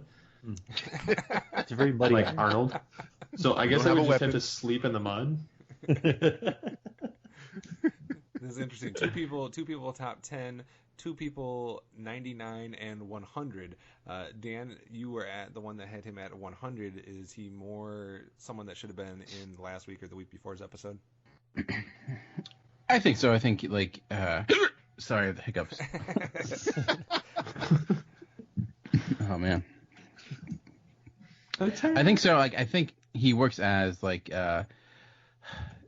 it works well in the first one because there's that mystery behind him as a character. You don't know what's going to kill him. You don't know the. It's not happening. Sorry. I'm going to go get some water so I can go somebody else. The Predator has sensed that Dan did not respect him enough and put him at number 100. So he's doing something. How dare you? He's messing with him. Matt, take over Dan's spot here. Why Predator or why not Predator? I mean, I personally wouldn't even include him in the top 100. I mean, he's an awesome character, very iconic, but the more you know about the character, it's more like he's doing everything by instinct. It's not by some type of, like, I don't know. I mean, I guess a hunter is still a bad person. Hunting. Hold on. I want all of you guys to remember these comments if and when Jaws appears on this list. All right? Oh boy! If and wait, we'll have a Jaws whole different discussion tracked on it. the person down to the Caribbean. He was like, he had a mind. Like, yeah, it was like the curse of Jaws at that point. Yeah. But isn't there that much difference between the two characters? He was hunting a family. He was going after a family. He was going after the Brody family at that point. So it's kind of like Predator will kill you if you're unarmed. He won't even attack you. Yeah, if he's like, it's just a code of honor. That's the thing. That's where we're kind of like doesn't make him a villain to me at all. It makes him just a person almost doing his job in a certain way. And then I walked up to Michael Myers and I had no gun. Mike, I don't have a gun. You don't care. He'll stab me in the face. But he's pure evil. The darkest eyes. The devil's eyes. Predator still scares me more. Yeah. So I don't know. I'd be scared of the Predator. Of course, he's a fearsome combatant and will dispatch me without thinking about it twice. But yeah, I mean, I just don't think of him as like a crazy villain. I mean, I don't think of him in my top 100 villains. I mean, characters, yeah, but villains. If it's he hard would to have really put murdered him up more there. kids, would we have? I'd probably put him. I would probably put him higher just because it's like, yeah, get him. So he would never kill children because he only kills people who work with the hunt. He didn't kill. What's her name? Because she had the baby inside her. Erica Chino Alonso. He had a child. He had an opportunity to kill a kid right there. Didn't do it. Not even a fetus. He wouldn't even kill a fetus. But Cersei will only kill people that aren't her direct family. Good points. She didn't really give a shit when her son jumped out of a window. Yeah, she thought about it for a minute when she was like, "Oh, well, it is." Biff Tannen worthy, Predator not. I got it. All right. I'm glad we're stipulating things. We have standards here. Bullying fits. Hunting humans, no way. Enough. Only 3 more picks today. We'll see what kind of debates we can get in here the rest of the way, because this next character spawned a great debate on Twitter when we were early on in the phases of kind of talking to each other and debating amongst ourselves certain genres and which characters were the most worthy. DJ, you and Dan had a great discussion about this character, and one of you definitely thought more worthy than the other. So I'm interested if the Predator's spell has worn off on Dan, if we can go with some of that debate here. We're going to go with another comic book character, and obviously played by different people in TV shows, movies, etc. How about Ra's al Ghul for our number 28 pick? I think is where we're at. I'll let you start, DJ, because like I said, you and Dan had an interesting conversation about the worthiness in the comic book genre of Ra's al Ghul as far as your top 5 villains that you guys were trying to come up with. Forest grows too wild, a purging fire is inevitable and natural. Tomorrow the world will watch in horror as its greatest city destroys itself. The movement back to harmony will be unstoppable this time. You attacked Gotham before. Of course. Over the ages, our weapons have grown more sophisticated. With Gotham, we tried a new one, economics. But we underestimated certain of Gotham's citizens, such as your parents. Guns down by one of the very people they were trying to help. Create enough hunger and everyone becomes a criminal. Their deaths galvanized the city into saving itself, and Gotham has limped on ever since. We are back to finish the job. And this time, no misguided idealists will get in the way. Like your father, you lack the courage to do all that is necessary. If someone stands in the way of true justice, you simply walk up behind them and stab them in the heart. A superstitious, cowardly lot. You missed a great show. the music, the action. What are you eating? It smells gorgeous. Terry, this is Talia, an old friend. Talia. I've been aware of Mr. McGinnis for some time. With the new Batman in action, I knew he had to be someone close to you. Terry was the only candidate. I've heard about you, too. You're the daughter of Ra's al Ghul, one of the old man's worst enemies from way back. You helped the original Batman fight Raz one last time in the near apocalypse of '09. For the last couple of decades, you've been putting your father's money to work cleaning up the mess he made. Current residence is a 200-acre estate on New Cuba. What? Did you think I was down here playing vid games? Very thorough, Terry. Though father's name was pronounced Raish, not Raz. A common mistake. Fair enough. Now maybe you'll clear up another mystery. Why are you here? This dude walked into the Batcave and didn't care. He knows who Batman is and doesn't care. Oh, by the way, he trained Batman. He has a legion of assassins. He essentially is 700 years old and has been murdering empires to balance out the world.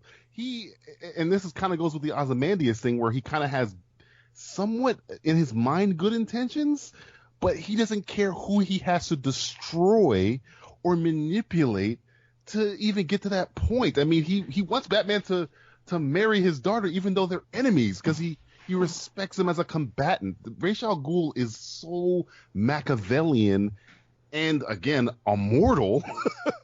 So he's always been one of my favorite Batman villains, just for the simple fact that when I grew up, it was almost like, oh my God, I hope the villains don't find out who Batman is. And I watched the animated series, and Ra's al Ghul's like, hey, detective. He's like right in the Batcave. He figures it out, and he doesn't care. That to me is like, what is this guy's motivations? And his motivations are just motivations I've seen from a villain that I've never seen from any other villain. I mean, certain other clown characters is chaos, but his is balance, which I just never.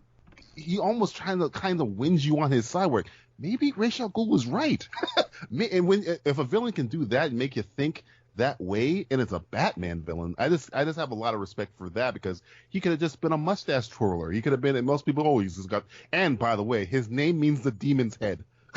That's his name. Okay, we're gonna do this high school debate style. Dan, you have 2 minutes. Well, to be clear, when we were talking online, it was ranking him against like the other all-time villains in comics, and I still like. To me, he isn't to the level of other characters, like because I don't think when I look at the best comic book villains, I think it's important that they are part of some of the best comic book stories that are ever told. And to me, Ra's al Ghul isn't to that level, because he has some great comics behind him, but not to some of the level of some of the better comic book villains. With that being said, he certainly deserves to be on a list like this. He certainly, I think you could argue, could be higher. When I'm talking echelon of echelon, I'm talking top 5, and for me, he wasn't there, and he just isn't, because he doesn't have, like, it's the same argument I make when people freak out over the Mandarin. I'm like, Mandarin is not a good character at all, because he's never really had great stories about him. Ra's al Ghul has some. I mean, there's no doubt, but he doesn't have the level of the Joker or Magneto or Thanos. But he's right within that echelon. I would say top 5, top 10, maybe not top 3. So with that, I think he certainly. I mean, if you're looking at the qualities of being evil and his capabilities, certainly he's among the best. No doubt, and I think that's why he should be ranking here. Like, I think he, by all means, has the ability to. If you look at like where we're at in this list, I think he could rank higher than perhaps some characters that we'll probably talk about in the future when it comes to comic book villains. And he does have that element of the fact that he can't die, and or he can at least come back from so much. So I get it. Like, I think he's certainly a great character. There's no doubt about that. And he's one that he's been around for some time, and I only wish that when he showed up in the movie, they said his name correctly. That would have been great.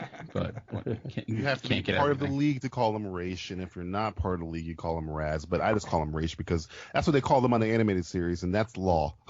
Yep. Steve, where do you fall in this debate? I think, well, being that I listed him in my top 10, I think that he's one of Batman's better villains in the fact that he kind of plays by a certain code of conduct when he's going against him. Yeah, he knows who Batman is. Yeah, he could take him down anytime he wants. Really, I mean, there's only so much Batman can take. But again, it's Batman, so who knows? He can take Darkseid, so. You always were the perfect specimen, Detective. Even old age has not softened you as much as I had feared. I should have known you'd cheat death again, Raish. I don't cheat death, I master it. Though I assure you this time my longevity comes at a price most dear. Talia. I did indeed survive our last battle, but my body was broken far beyond the pit's powers to heal. In order to save my life, I called upon Talia to undertake the ultimate act of loyalty. You sacrificed her. Your own daughter. I did what I had to do. At the time, this computer could only imprint my thoughts and memories on a close genetic match. But now, this youthful form has served its purpose. I must move on to a new host body. Yours. Sure, Raish, why not? Anything to hold off the Grim Reaper another few seconds. I take it back. You don't cheat death. You whimper in fear of it. Silence! And you hit like a girl. But Raish is also part of how we ended up with, Damian Wayne, how we've got Talia, how we've got, he wants Batman to be the successor. He wants all these different things from Batman, even though he knows he's kind of a formidable adversary. He respects him, but at the same time, he wants his version of balance, and he wants Batman to come to his side because he sees Batman being this greatest weapon on his side of the force, as it were. And so he's basically like the Emperor with no power, no physical power, but he has all the time and money and rejuvenation in the palm of his hands that he could just kind of play around with and take over the world. Yeah. Matt, quick comment on Ra's al Ghul before we move on. Yeah, I think it bodes well for more in Batman's Rogue Gallery coming up down the line, because if we're getting Ra's at this point, we know who we're going to get down the line as well too. But yeah, it's kind of an interesting thing that this Ra's al Ghul's just kind of his dynamic with Batman and how a family's been built around a person that.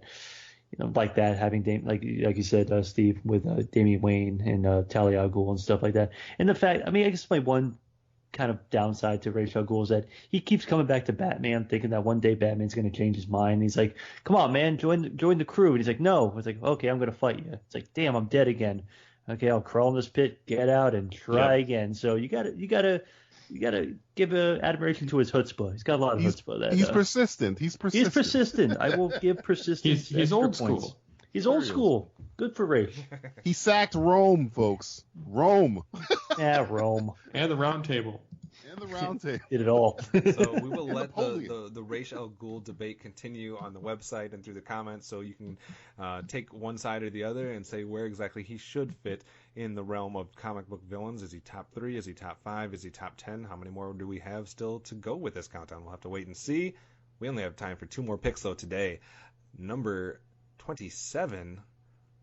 Have I said the name George R.R. Martin today? Oh my God, I know what it is. So interested to see here. How about 60% of the list? 60. That's the highest we had all day today. Joffrey, here you go.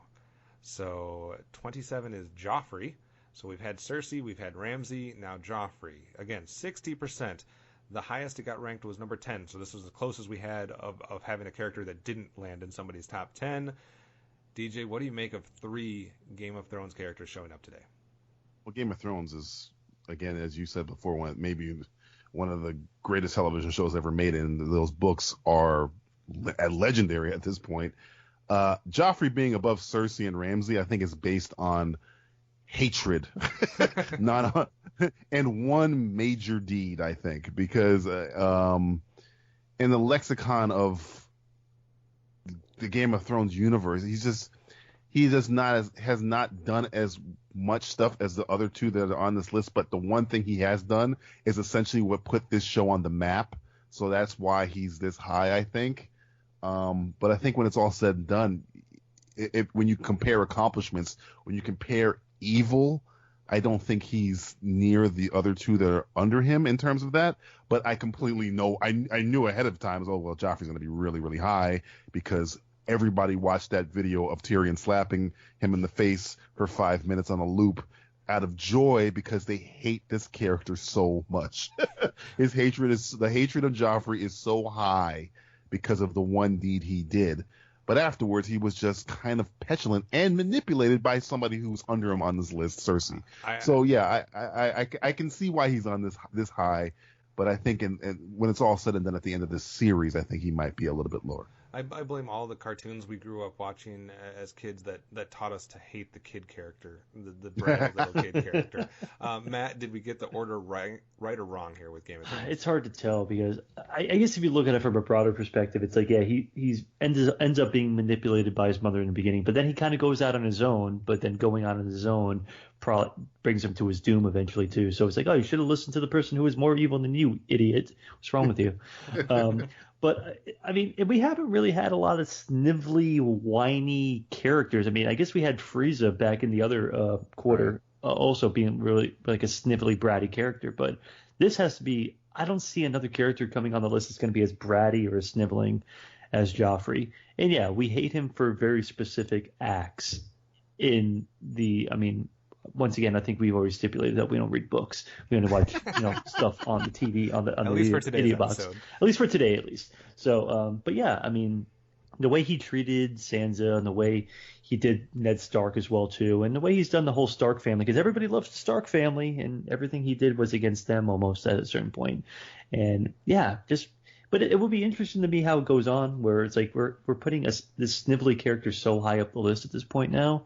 I wonder if this is going to be the end of that type of thing, or we're going to get more characters that we love to hate so much. Because I feel like on this list there are a lot of characters, at least in this quarter, a lot of characters that we kind of love to hate, to be honest with you.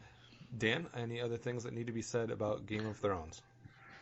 I guess like the difference I would see between Joffrey and say a Cersei is that there's actually like, I think a level of respect for Cersei because you feel like she kind of, in a way, earned some of what she's gotten. Like she's putting the effort in, and she is like, there's some intelligence behind what she's doing, where Joffrey is just, there's not a redeeming quality behind him whatsoever. So like DJ mentioned, you hate him a lot more, and as they say in wrestling, he has a lot of heat.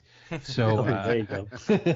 So I think he in that realm he works as a character, because you do hate him, and you just, I think episode after episode, you were waiting for that moment for him to get his comeuppance, because of I feel bad for the actor, but he just has a very punchable face. It's true. So it's true.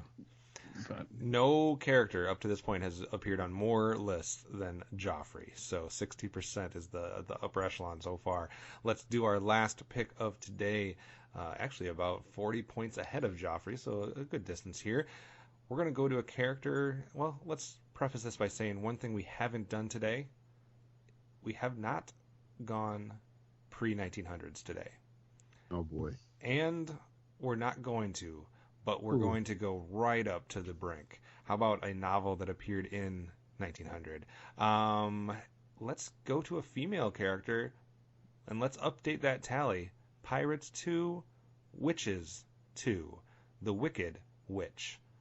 So the Wicked Witch here, from Wizard of Oz, etc., appearing here at the last spot for today, number 26, just missing out on being top 25. Interesting, Steve, you had 42, I had 42, and Dan, you had 43. So we were in agreement with where the Wicked Witch should appear, but up here at number 26. Steve, you go first. How do you feel about the Wicked Witch showing up? This is the Wicked Witch of the West. She's worse than the other one was. Who killed my sister? Who killed the witch of the East?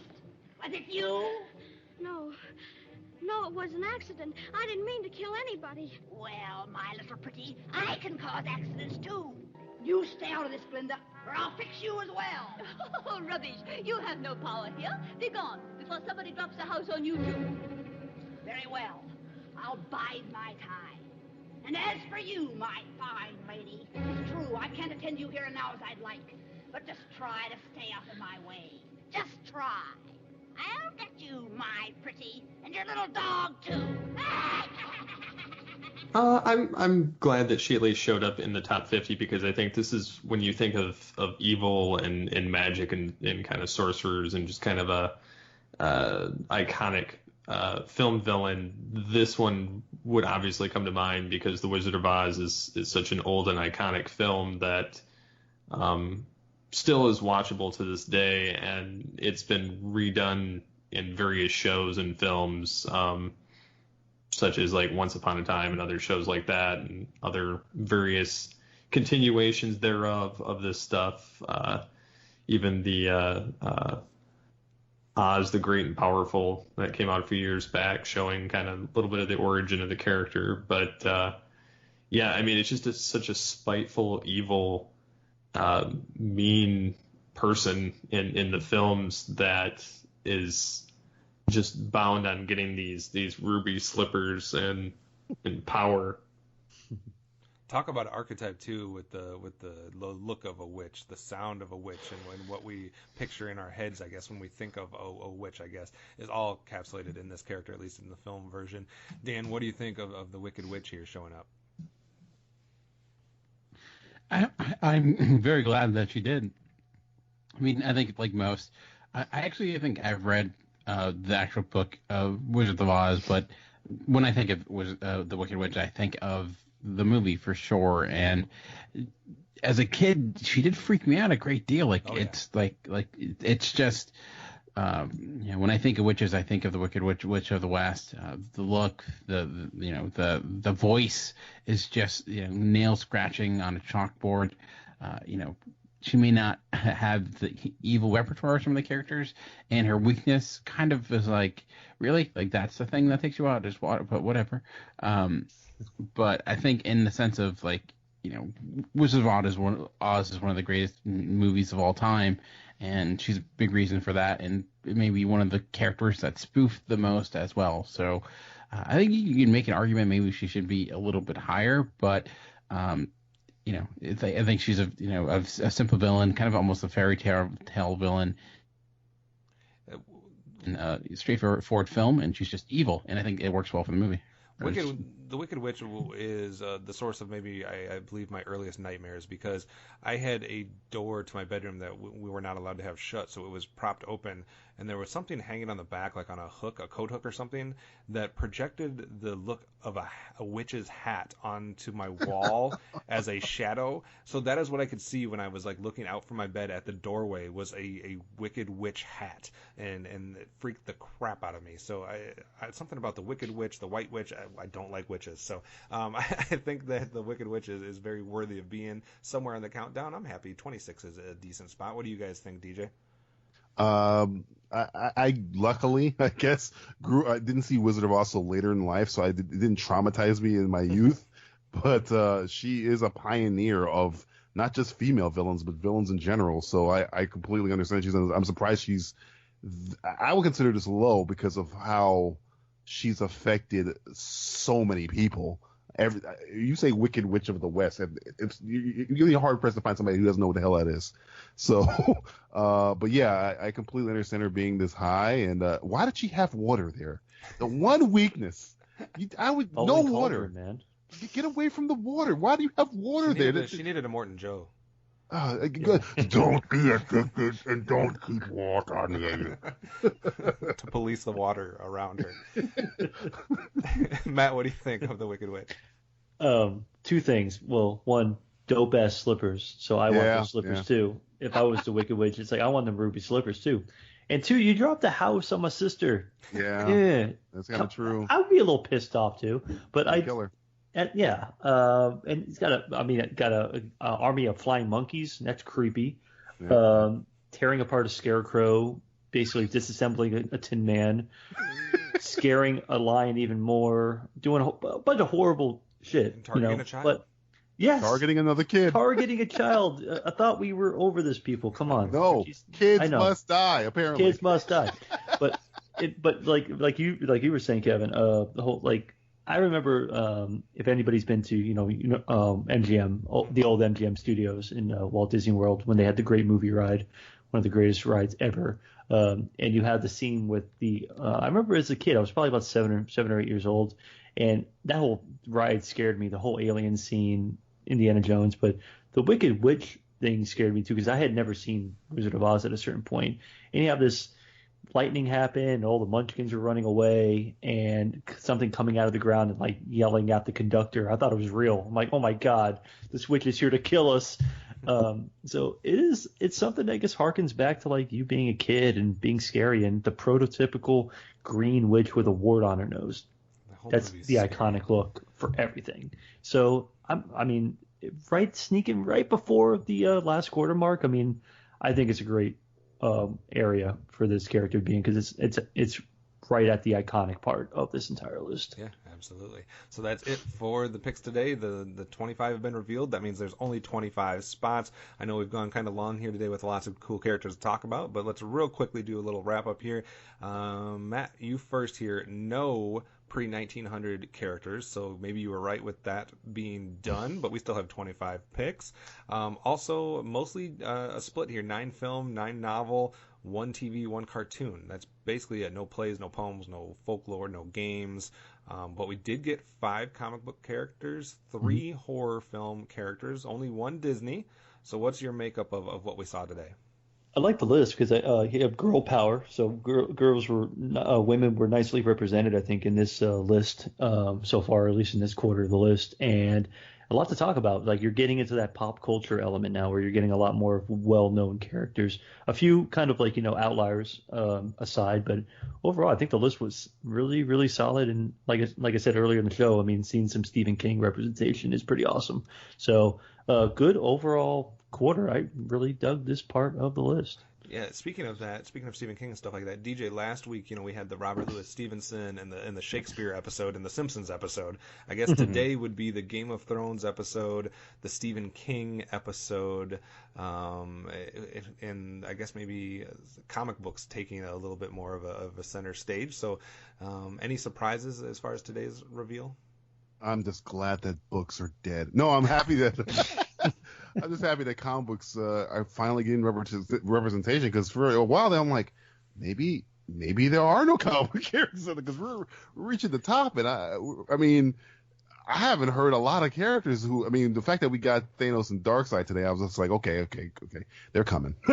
Because I thought they were just going to circumvent them and we're going to get maybe 3, but I think in this next 25 now, that what we've seen with Ra's al Ghul, Thanos, Darkseid, and whatnot, we are going to get those characters that I was very scared that weren't going to even be on this list now, that I think are going to be there. And we were asking last time if they're going to be any more literary, I think there might be one more. One more? You're holding out hope for one more? One more I'm holding out for, yeah. Steve, turning our attention, I guess, to the final 25, because that's where it gets kind of iffy now. Is your character on the list in the top 25 or not even in the top 100? Whose number ones are not going to show up? Do you think you can start predicting what's going to show up here in the top 25, or is the diversity of this list making it impossible to know what's coming? Well, I don't think that there's... I think that, the diversity is there, but I think that we've kind of whittled out quite a bit of them at this point, and I think that we're going to start seeing the, characters like possibly Khan, the Joker, Darth Vader, Lex Luthor, Hannibal Lecter, a lot of characters like that are going to start popping up the closer we get. Freddy Krueger, a lot of these are ones that you kind of expect to be there for a villains list, and they haven't even been hit yet. And we've kind of hit the tip of the iceberg with the comic book villains and the some of the horror icons. So I think that we're getting very close to hitting some of the heavy hitters at this point. Yeah, we'll have to wait and see. Dan, last word for today. Any biggest surprise for today or biggest thought going into the last episode here? Oh, wow, biggest surprise. I guess maybe Predator being as high. That was a little surprising to me. And I felt like this list, this portion of it, we weren't as all over the place per se. Like from something from the like year 600 to year 2010. So it felt a little bit more stable in that realm. But like, I'm thinking of like some of the characters that haven't shown up yet, and some that I thought would make the top 100, and it's more than 25. So some characters that I were pretty certain would make this list aren't going to be making the list, and I do wonder if my number one is going to end up making it, because I was kind of thought, oh, for sure, but now that I think about it and I'm looking at kind of what's ahead and some of the characters that you feel like will be here, it's, I don't know, like there's a lot of great comic book villains we haven't talked about. There's a lot of great film villains we haven't talked about. There's a lot of great horror villains, and so it's going to get tricky. There's not much room left.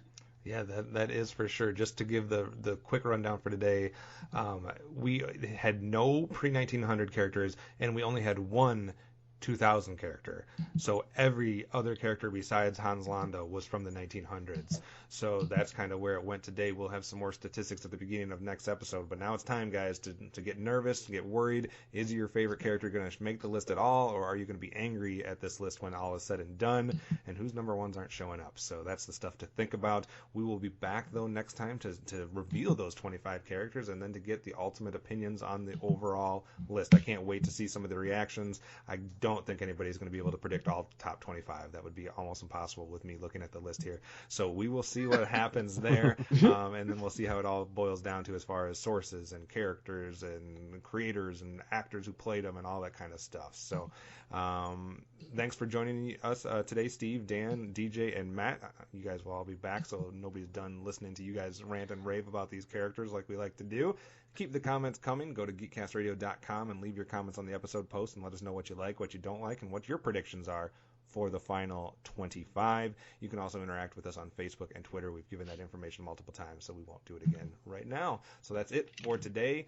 Tune in next time for numbers 25 through number 1. Tune in next week for a much better episode. For now, though, courage.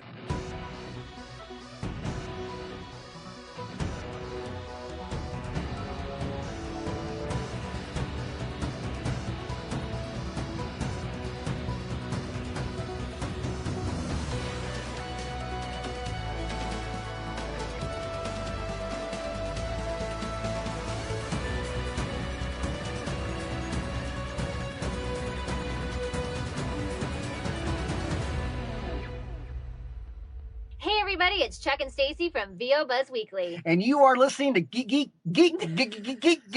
One more. Boil 'em, mash 'em, stick 'em in the stew. Yummy.